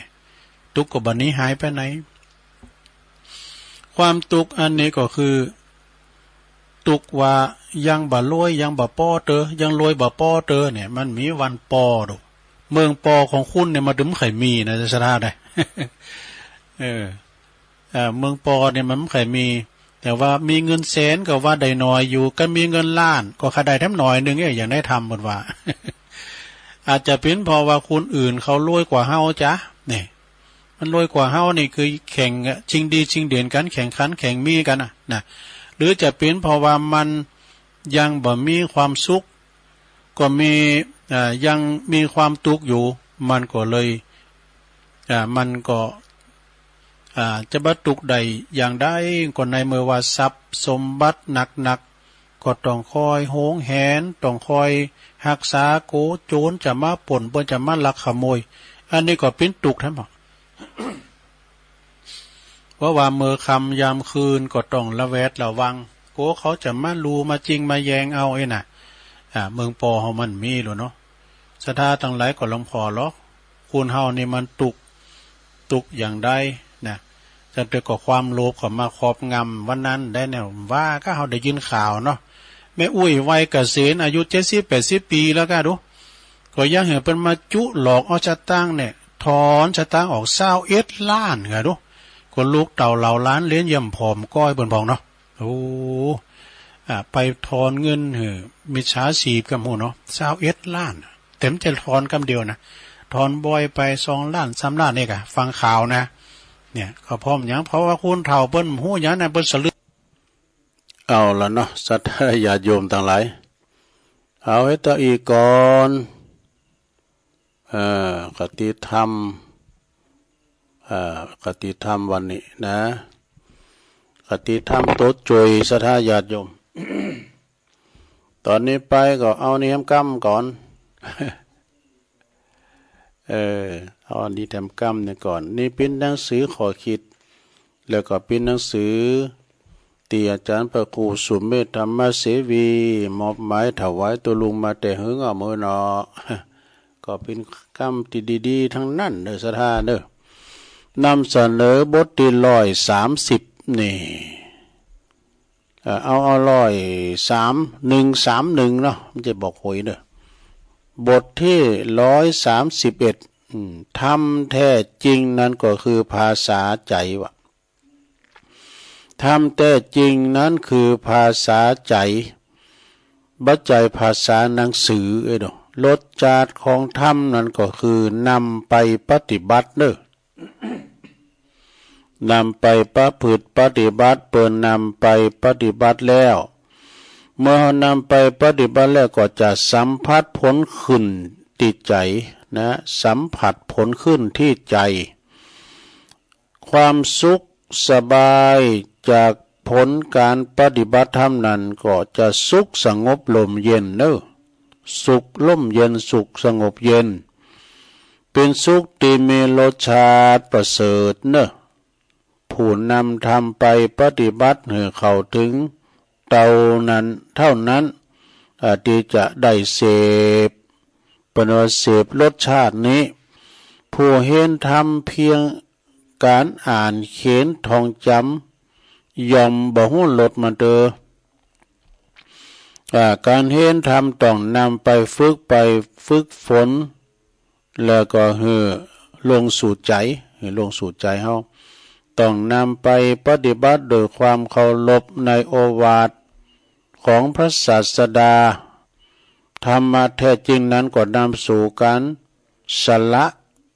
บันนำไปสู่การยึดมั่นถือมั่นเด้อรสชาติของธรรมนั้นก็คือรสชาติธรรมะของการเสียสละยอมปลอดโปร่งวางเบาล่มเย็นเป็นสุขสันติสุขเนี่ยเป็นสันติสุขบทนี้ก็จบไปแถมบทนึงก่อนเน็ตเด้อบทที่132ปนว่าจะได้เพราะว่าเมื่อจิตเฮาโหดร้ายนะ จิตใจเฮาโหดร้ายแล้วโลกทั้งโลกก็จะปรากฏเป็นศัตรูคู่แค้นนี่จิตใจเฮาโหดร้ายซะได้ญาติโยมเอ้ยสงครามเกิดขึ้นตั้งโลกตั้งนอกปุ่นนะนอกประเทศหาดูเพราะว่าความมักใหญ่ไฟสูงจ้าเอาก็โม่เปิ้นนะสงครามโลกครั้งที่3เปิ้นตั้งเกิดขึ้นตั้งปุ่นตั้งนอกเพราะว่าโลกทั้งโลกก็จะปรากฏเป็นศัตรูกันนะแต่ว่าใจโหดร้ายนะเป็นคู่แค้นต้องหวาดระแวงกับทุกสิ่งรอบตัวเขานะแม้ว่านอนรับพักผ่อนก็ยังต้องหวาดสะดุ้งหวาดภาวะสะดุ้งนอนอยู่ในปราสาทก็เหมือนอยู่ในเหมือนนรกไอ้ว่าดูอยู่ในปราสาทได้แต่เหมือนนรกกรรมสนองผลชัดเจนตั้งแต่ชาติปัจจุบันนะแต่ผู้ที่คิดร้ายยอมเปลี่ยนสภาพจิตใจตนเองเปลี่ยนจิตใจตนเองยำแย่ลงเลยเนี่ยถ้าว่าใจเขาโหดร้ายนะคิดจะปรารถนาจะทำลายผู้อื่นความคิดนี้ก็จะมาทำลายตัวเองการเขาคือทำลายผู้อื่นนั่นแหละก็คือทำลายตัวเองตัวเขาเองคิดทำลายคิดทำลายผู้อื่นนั่นก็คือเขาจะทำลายตัวเองเมื่อจิตใจเขาโหดร้ายก็จะหาความสุขนั้นบ่ได้เลยสุขใจบ่ได้จงแก่ที่จิตโหดร้ายเขานี่จงแก่จิตโหดร้ายคิดจะเบียดเบียนผู้อื่นให้ได้หูจักจงหูจักการอโหสิเมตตาอภัยเวรนั้นยอมระงับโดยการบ่จ้องเวรอดกันดีกว่าอาละวาดออกมา อดกันดีกว่าอาละวาดออกมาในโลกเด้อการอาละวาดนี่มันได้ดอก ก็มีแถมบทหนึ่ง บทนี้ก่อนเน็ตเหมือนกันเด้อบทที่133นี่นะอันนี้ว่าแม่น้ำใดแม่น้ำใดเสมอด้วยความ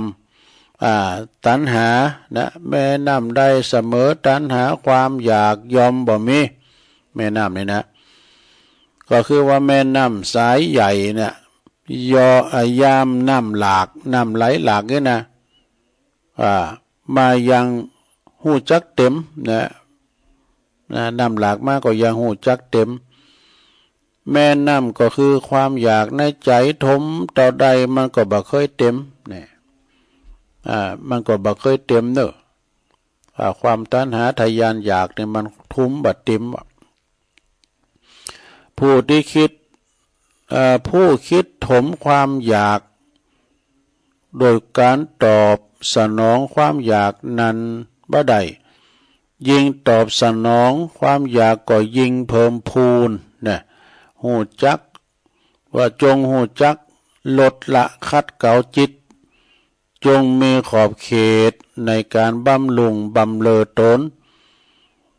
บำเรอตนเกินประมาณจะมีปัญหาใหญ่เนี่ยตามใจตัวเองเกินไปก็จะกลายเป็นความเดือดร้อนจงหูจักประมาณเด้อจงเสพแต่พอดีลดละพองแล้วก็จะเจอสมดุลชีวิตนี่ก็จะมกปอกับสมดุลกับชีวิตของเฮาทะยานอยากมาพร้อมกับปัญหานานับประการในการเฮาทะยานความอยากขึ้นมานะมันก็จะพร้อมกับปัญหานานับประการจงมีขอบเขตนะจะจอยคลี่คลายปัญหาใดฝึกละความอยากอยู่เสมอก็จะปะชีวิตปลอดโปร่งคิดอย่างแต่เพราะว่าอย่าคิดแต่ตอบสนองตัณหาเพราะมันบ่ฮู้จักปอนี่อันนี้ก็จบลงไปแฮมบทหนึ่งนี่ศรัทธาญาติโยมแต่บทหนึ่งอันนี้อูถึงเรื่องทะเล ประวัติทะเลรับรองแม่น้ำหลายประวัติ ทะเลนั้นรับรองแม่น้ำลอยสายจึงยิ่งใหญ่เนี่ย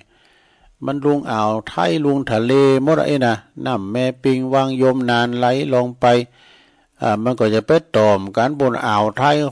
ลงสู่ทะเลปุญญะเนาะน้ำจืดกับน้ำกิมนี่นะจงหูจักถ่อมตนลงหูจักถ่อมตนลงน้อมรับโอวาทจากนักปราชญ์ทั้งหลายเด้อ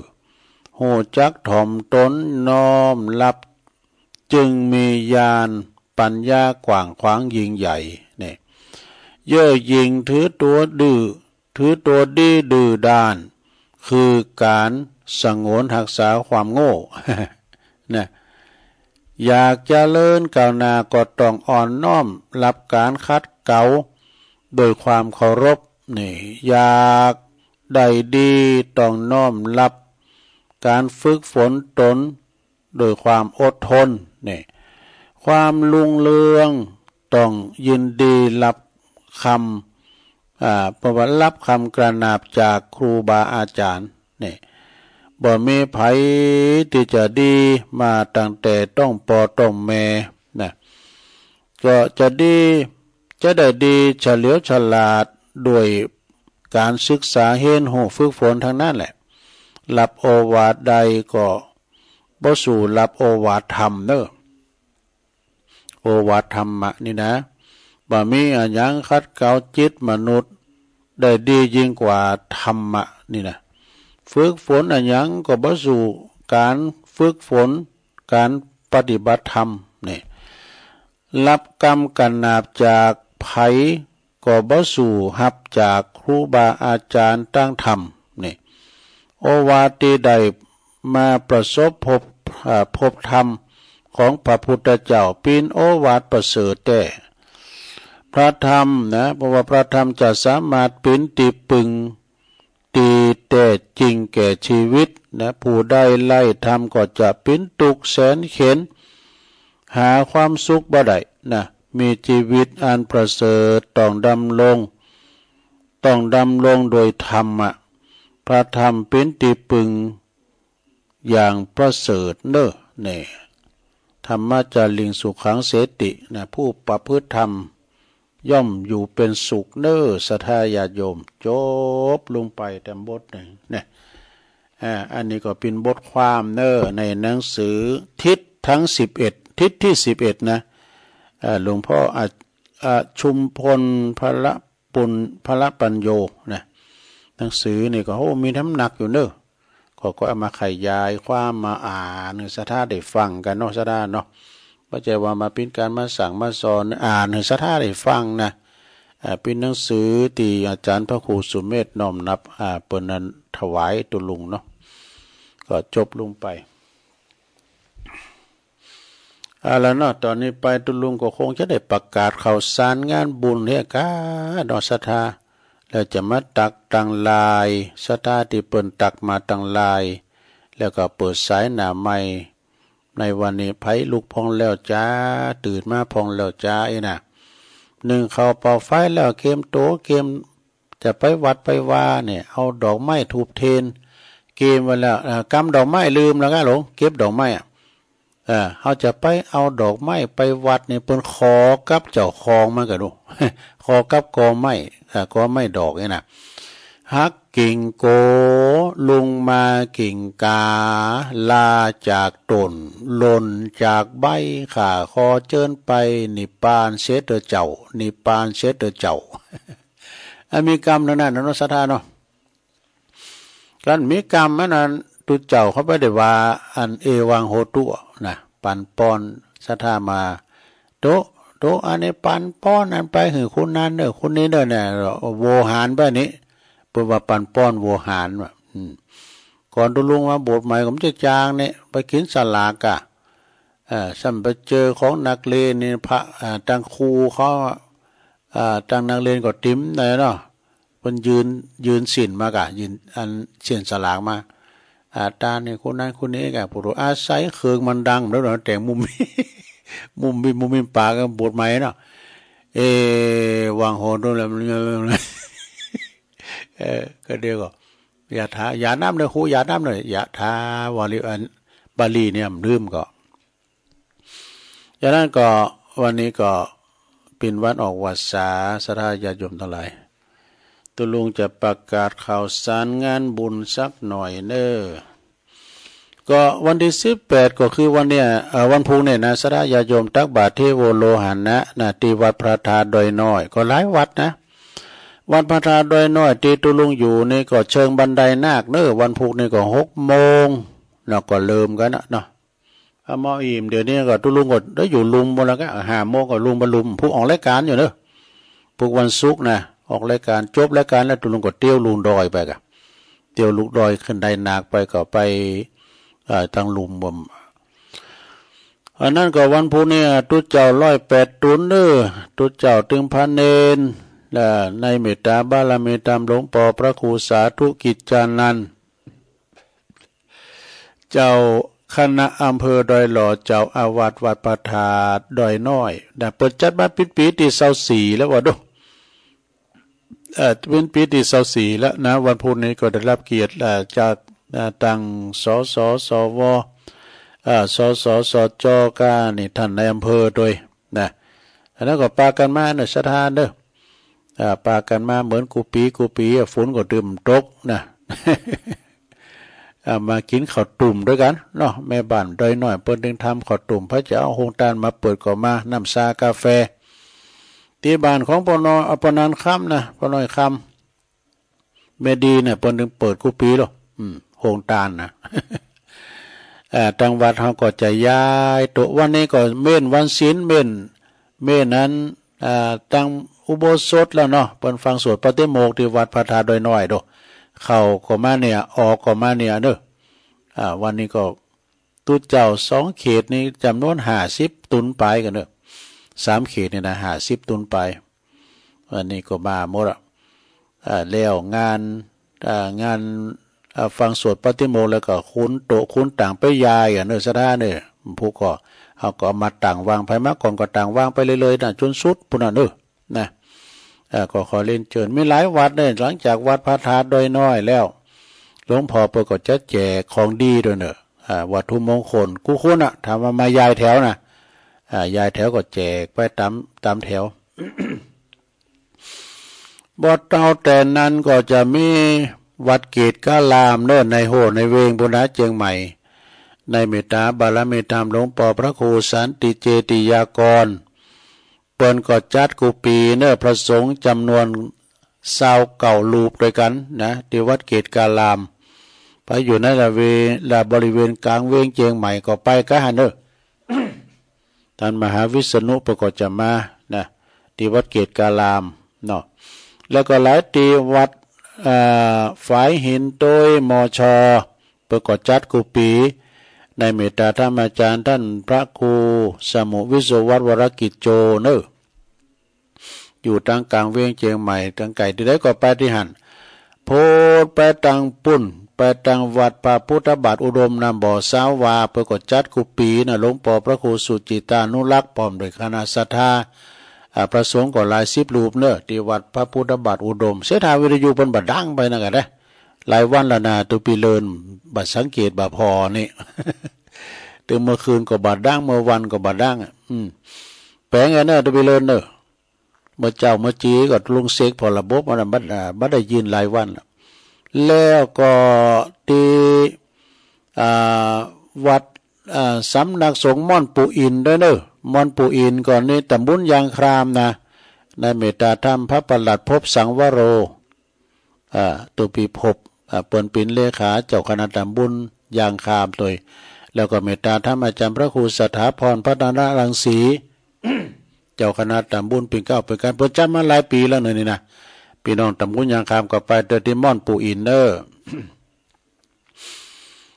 โพดมาดันนี้แถมก็มีหลายตีอยู่นะตีดอยสลีเมืองด้วยเนอะตักบาทเทโวนะโพธิธรรมสถานดอยสลีเมืองเนอะตำบลเหล่ายาวพี่น้องต้องไฟด้อยแดนนะในเมตตาธรรมอาจารย์ท่านเจ้าสุทัศน์ท่านนันชโยเนอะหลวงพ่อสุทัศน์ท่านนันชโย นี่ต้นตำรับผี6 โตเนอะสักวันเอาไอ้ก้ามันเนาะผี6 โตน่ะ การพนัน6 อย่างนี่นะดังนั้นก็ไปเนอะไปต้องไฟด้วยแดนตำบลหลากยาวเนี่ยเพิ่นมีพระในอำเภอพุ่นนะพระสงฆ์จำนวน14 รูปก็15 รูปกันเนาะก็ตีวัดที่บุญดอยสลีเมืองเนอะแล้วก็มีทำลายตีวัดพระพุทธบาทตากผ้าด้วยเนอะ วัดพระพุทธบาทตากผ้าเปิ้นก็จะมีงานตักบาตรเทวรผูกวันนี้เปิ้นต่างทำโลงเนอะวัดพระบาทตากผ้านะต่างทำโลงเตทำมหาเวสสันดรชาดก13 กันน่ะเริ่มตั้งแต่5 โมงพระไข่ฟังก่อนไหลคืนไป106เนอะคืนธรรมะของวัดพระพุทธบาทตากผ้าถ่ายทอดวันคำเนอะ106นะเปิ้นจะมีถ้าฟังธรรมกันวันนี้วันคำผูกกดตักบาตรเทโวโดยนะในเมตตาบารมีธรรมประเดชพระคุณพระวชิระภาวนาวิพร้อมโดยคณะสงฆ์คณะศรัทธาสายอำเภอป่าสร้างนะเอางานต่อไปศรัทธาญาติโยมทั้งหลายงานกินสลากก็แล้วไปแล้วอันนี้งานทอดกฐินก็วันที่20 ตุลานี่ก็ที่มาแล้วก็มีวัดพระธาตุดอยน้อยนะที่ตุลุงอยู่นี่กะวัดพระธาตุดอยน้อยเพื่อก็จะมีทอดกฐินในวันที่20วันติดเนี่ยนะสระ ต่างเต้นเตอเดียวนะต่างเต้นเตอเดียวแล้วก็จนจบรายการจนทอดกฐินวันที่20ก็เก็บเต้นก็เพิ่นจะทอดกฐินวันที่20มีสืบจัดตาลงโดยตั้งแต่9 โมงเป็นต้นไปกฐินก็หลายสายอยู่นะแล้วก็วันที่20เหมือนกันที่วัดพระพุทธวัดพระธาตุดอยหล่อด้วยเนอะในเมตตาธรรมอาจารย์จิตอนาลโยเพิ่นก็จะมีทอดกฐินในวันที่20 ตุลาเหมือนกันเนอะวันพุธวันฮื้อเนี่ยนะออกว่าสายแล้วต่อจากหันก็ในวันที่26 ตุลานะ26 ตุลาก็งานทำบุญฉลองอายุวัฒนมงคลแล้วก็ทอดกฐินตัวที่วัดวังกูเนอะ ในเมตตาธรรมอาจารย์พระครูวรวัฒน์พิสารนะตัวปีพูนศักดิ์ตัวปีศักดิ์วัดวังกูเนอะเปิ้นจะสืบจัดตาลงโดยแล้วก็จะร้องอายุโดยก็งานบุญกฐินโดยวันที่26 ตุลานะ27 ตุลาก็งานบุญกฐินที่วัดม่อนห้วยแก้วม่อนห้วยแก้วเปิ้นก็จะทอดวันติดวันที่27นะตุลาในเมตตาธรรมพระครูกัลยาณปราโมทย์อาจารย์สมหวังแล้วก็วันที่10 พฤศจิกายน10 พฤศจิกายนจังหวัดตุลานะก็งานบุญกฐินสำนักสงฆ์หอมบุญในเมตตาธรรมหลวงพ่อมานิษฐาวโรนะกฐินสามัคคีเนอะพระอยู่ละแวกไก่เคียงก็ดีไปรวมบุญกุศลด้วยการที่หลวงพ่อมานิษเด้อสำนักสงฆ์หอมบุญป่าไม้แดงดอยสะเก็ดนะโอ้วัดเปิ้นงามในวัดเปิ้นแปลงศาลาแปลงหยังแล้วก็โอ้สุนัขไปก็หลายเนี่ยตุลุงไปหันมาละนะเป็นวัดเก่าวัดแก่ก็เป็นที่สัปปายะแต่เนอะวันที่10 พฤศจิกายนเนอะที่สำนักสงฆ์หอมบุญแล้วมีหลายตีโดยในวันที่10นะที่วัดพุทธศรีคีรีโดยปูนโดยคุณแปะปุนาในเมตตาธรรมอาจารย์พระอาจารย์วรรณชัยชัยยานันโทวัดคุณแปะพุทธศรีคีรีปุนาเปิดก็จะทอดกฐินในวันที่10เหมือนกันเนอะก็ไปรวมทำบุญกันนะสระกินตานด้วยกันวัดสันเมืองด้วยวัดสันเมืองในเมตตาธรรมพระอธิการอธิกรแล้วก็ตั้งพระอาจารย์เน้นหลักเด้อปัญโยนันท์พร้อมด้วยคณะศรัทธาประหลวงสมชายเขาเนาะนะเพิ่มบุญมาเขานี่วันที่10นะพระจะเป็นเจ้าภาพโดยก่อของละ20 บาทแจ้งความจำนงที่ท่านอาจารย์เน้นหลักเนอะ5 กองร้อยก็เชิญกันได้นะแล้วบัดต่อแต่นั้นก็วัดหนองเฮงด้วยเนอะวัดหนองเฮงก่อนในเมตตาบารมีธรรมอาจารย์พระครูวรธรรมานาถเจ้าคณะตำบลสันติสุขโดย เจ้าวัดหนองเหงเปิดก็จะตอดวันที่10นั่นแหละนะก็เจอเนอศรัทธาอันนั้นเปิดต้านเก้าอี้ด้วยกันเนาะต้านโต๊ะตั้งม่านนางด้วยสายบุญเปิดก็มีนักมีหลายก็จะมารวมบุญกุศลด้วยกันมาถึง3 วัดก็แล้วกันเนาะไปพุทธศรีคีรีโดยสันเมืองโดยหนองเหงโดยหลายวัดหลายว่าเนี่ยแล้ววันที่10นั้นก็ปูนวัดใหม่เชตวันด้วยเนอะตำบลยางคามนะตุปีโอหลวงพ่อวังเขานะเปิ้นก็จะมีตอดกฐินวันที่10 พฤศจิกาเหมือนกันแล้วก็เปิ้นจะมีหล่อพระเจ้าด้วยเนอะมีหล่อพระเจ้าตั้งใจด้วยนะตั้งที่วัดใหม่เชตวันนะต่อจากนั้นก็วันที่2 พฤศจิกาก็งานบุญกฐินที่วัดฝายหินเนี่ยมช.นะวัดฝายหินมช.ในเมตตาธรรมอาจารย์พระครูสมุวิสุวัฒน์วรกิจโจนะก็ไปกินแป้ตานกันเนอะที่ต่างแห่งสถานีวิทยุนะวันที่23 ตุลาเป็นวันปิยมหาราชก็งานบุญกฐินที่วัดพระพุทธบาทอุดมเนอะน้ำบ่อสาวาสำนักวิปัสสนานะบนจะตอดกฐินในวันที่23 วันปิยะด้วยนะที่เมืองฝางเนาะ19 ตุลาก็งานตอดกฐินที่วัดอินทขินเนอะอินทขินแม่แตงบุนะอาจารย์มหาเปิ้นปินประธานโยมพนิตาพรหมมินเขาเนี่ยเปิ้นจะตอดกฐินที่ปุ้นที่วัดอินทขินอำเภอแม่แตงบุนะก็ไปกินไปตามวันที่19 เพิ่นถ่ายทอดด้วยเนอะจากคืนวัดไฟหินด้วยนะตัวปีหนุ่มเขาจะไปนอนวันที่18แล้วนะวันที่18ตักบาตรเทโวแถมตีหนึ่งเหรอที่ไหนก็ตีวัดสำนักสงฆ์ธรรมวิมลมังคลารามน้องสมณะเด้อตัวปีอนุสิทธิ์เขาเนี่ยนะประหลงการุณแก้วเซงเขาเนี่ยเพิ่นก็ตักบาตรครูปีรอบสะเด้อสะก็น้ำนักเนอะน้ำมีหลายก็เปิ้นมีงานจัดงานตัวนะที่วัดธรรมวิมลมังคลารามเนาะน้องสมณะตำบลนครเจดีย์อำเภอป่าสร้างนะแล้วที่วัดพระธาตุดอยสะเก็ดด้วยเนอะตักบาตรเทโวนะวันที่18นะวันที่18ตักบาตรเทโวที่วัดพระธาตุดอยสะเก็ดด้วยที่ตั้งงานดอยสะเก็ดก็ขึ้นไปบุญดอยเนอะตักบาตรที่วัดพระธาตุดอยสะเก็ดวันที่8เนาะวันที่8 พฤศจิกาก็งานบุญกฐินที่วัดบรรพตสถิตที่ท่านอาจารย์ท่านพระมหานพดลสุวรรณเมธีแล้วก็ท่านพระอาจารย์สมชาติโดยวันที่8เป็นตอดกฐินวัดเปิ้นเนาะโอ้ว่าบุญกฐินเนี่ยมันมีหลายเนาะสะดามีมีกูวัดนะมีกูวัดกูวาเอาก็ไก่ที่ไหนก็ไปตอดกันที่หันเด้อสะดาญาติโยมทั้งหลายงานบุญกฐินนี่นะปีไหนก็มีเดินหนึ่งนี่นะงานกฐินนี่เดินไหนมีเตือหนึ่งปีไหนมีเดินหนึ่งนะมันจะอย่างนั้นตักบาตรเทโวในปีไหนมีวันเดียวจากงานบุญกฐินเนี่ยสะดามันเป็นการละตานเนาะตานที่ได้ไม่เจาะจงตกมาทำกลางสงฆ์ไม่เจาะจงแก่ภิกษุรูปใดรูปหนึ่งก็หาไม่ได้ความจริงก่อนนี่การตอดกฐินนี่สิ่งสำคัญก็คือผ้านะสะดาผ้า3 พื้นแล้วก็มีอัฐบริขารบาทก้ามสังกานี่เครื่องบุญกฐินนี่นะแล้วก็ถ้าว่าเป็นบริวารมันนะเดี๋ยวนี้บริวารมาสำคัญปัจจัยมึงเขาตอดกฐินวัดมึงเขาได้ตะฮืออยากเพิ่นจะถามเพิ่นถามตั้งบ่ดอกจะได้สตั้งหลายแต่ว่าบัดเดี๋ยวนี้ก็สถาหอมต้องตั้งเป้าไว้เนอะนะ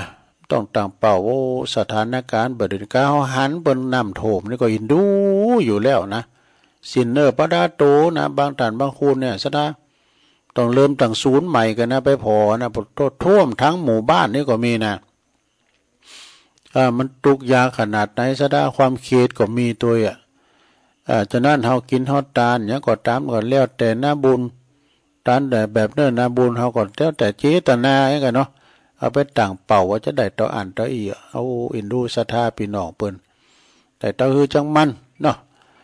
ได้ต่อได้ก็จังมันการเกิดการสร้างก็แปลงไป กรุงโรมไม่ได้สร้างปีเดียวแล้วเสร็จ มีก็แปลงไปถ้ามีก็ยั่งแต่ไปแปะเปิ้น ปีนี้เปิ้นมันบะโมนวัดพระธาตุดอยน้อยนี่แปลงวิหารได้10 ปีแล้วนะย่ำแล้วเนี่ยหลังก็มันจะใหญ่นะก็มาเจอกับโควิดเนี่ยก็ห่างไกลกันไปแล้วเดี๋ยวนี้ก็จะห่มตองถาดใหม่เท่าไหร่นะแดงเงี้ยปึงลึงเนี่ยศาลาก็ไปติดที่อื่นเนี่ยนะ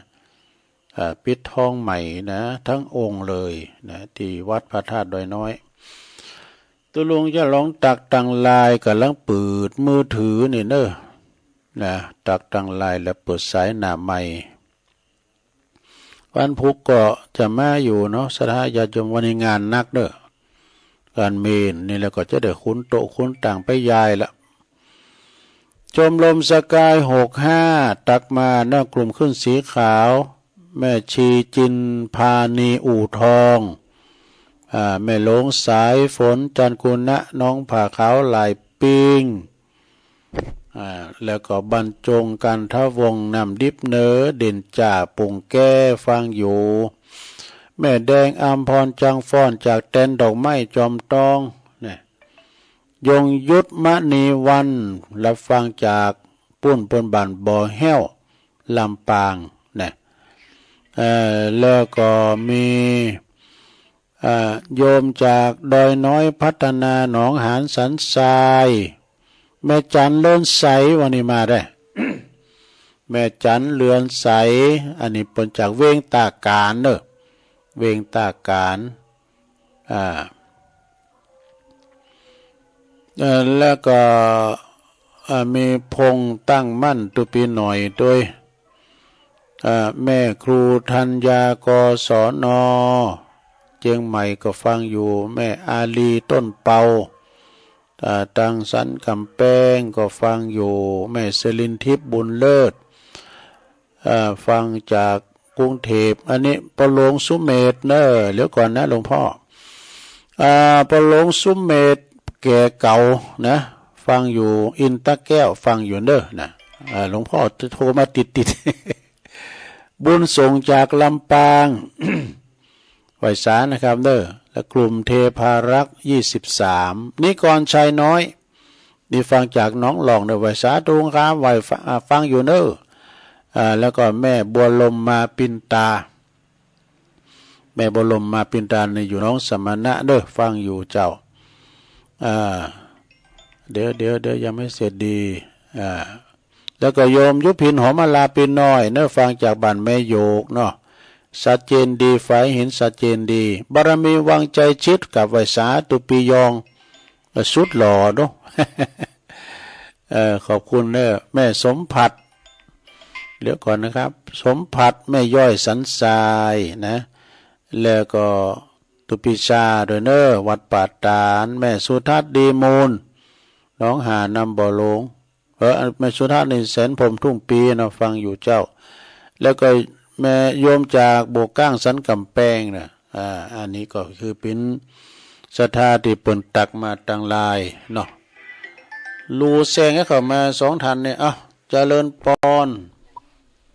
เจ้ากาไวสาเจ้าอันนี้สงผ่าจำน้ำว่าสาวันนี้ต้นใหม่นะแต่ว่ายังเป็นต้นเก่าอยู่นะเจ้านี่กำลังคิดว่านี่นะเจ้าจักเรานิทานมายาทาสีนิทานเพิ่นมีจะอีนะเจ้า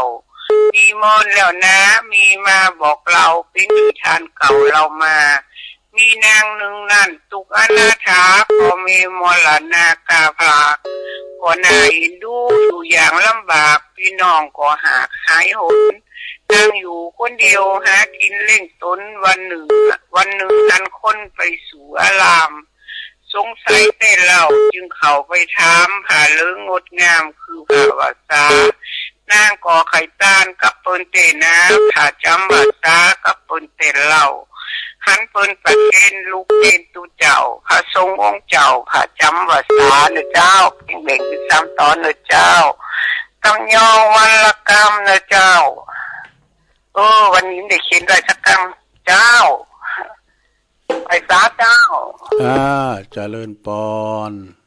ตุปีเน้นหลักเนาะเปิ้นก็จะมาเตดเนาะนางมายาสีเนี่ยนะอันนี้ทรงต้านผ่า เจริญปอนครับผมตั้งได้จ้ะนี่เป็นไงครับฮะหม่อมท้องไม่หม่อมท้องครับวันใหม่กับหม่อมท้องได้ฟังองศาเนี่ยองศาเนี่ยแต่ชัดเจนดีเนาะ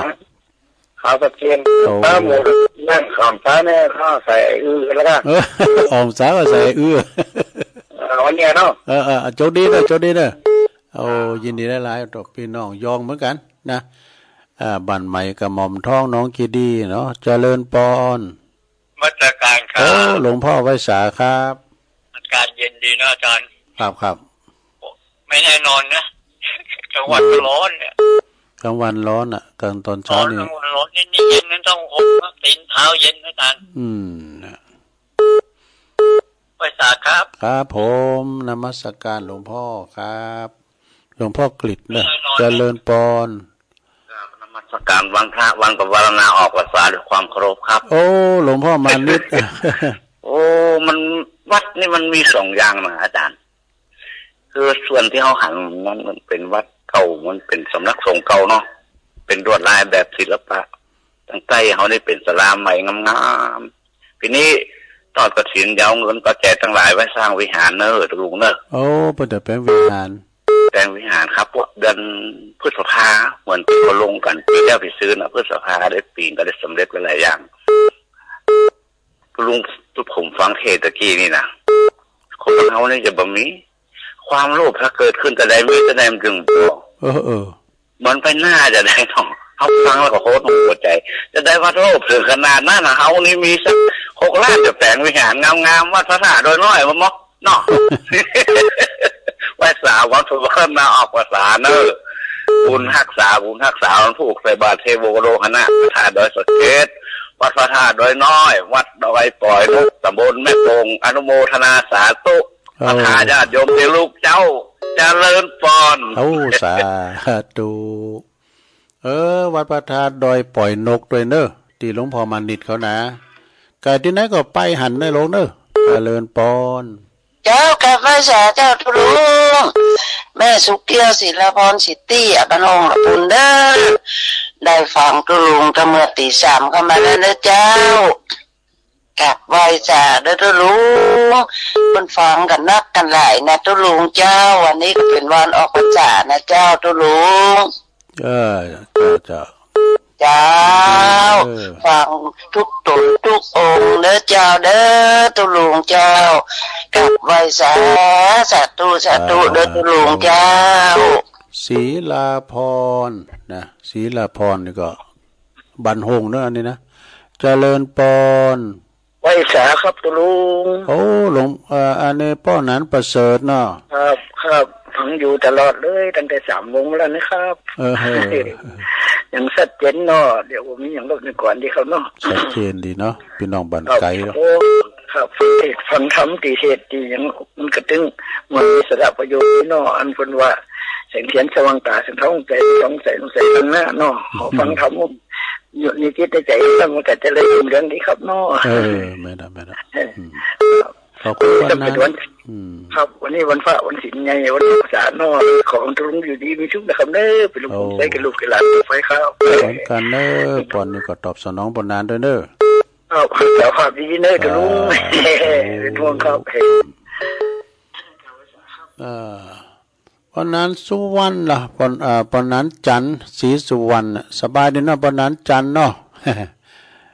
ปูนเป็นอยู่บ้านนั้นไม่ว่างบ้านน้ำต้นเจริญปอนภาษาเจ้าตุลุงแม่เพนว่าไปเลยภาษาเจ้าแสงไฟสว่างตาแสงธรรมะสว่างใจสว่างตาได้แสงไฟสว่างใจได้แสงธรรมเจ้าฟังชัดเจนคือกำลังจะตุลุงเด้อโอ้ยินดีเด้อภาษาเจ้าตุอันนี้ปีนั้นทำคนสู้ชีวิตเนาะตั้งตัดจากน้องหล่อง0899555656นะก็โทรกันเข้ามารถเครื่องมา2 กั้นแล้วนำเด้นะไฟก็ยังได้เปิดตัวนี่ไฟถาดไฟสัง เจริญปอนยายพรก็ชัดเจนเลยเนาะยายพร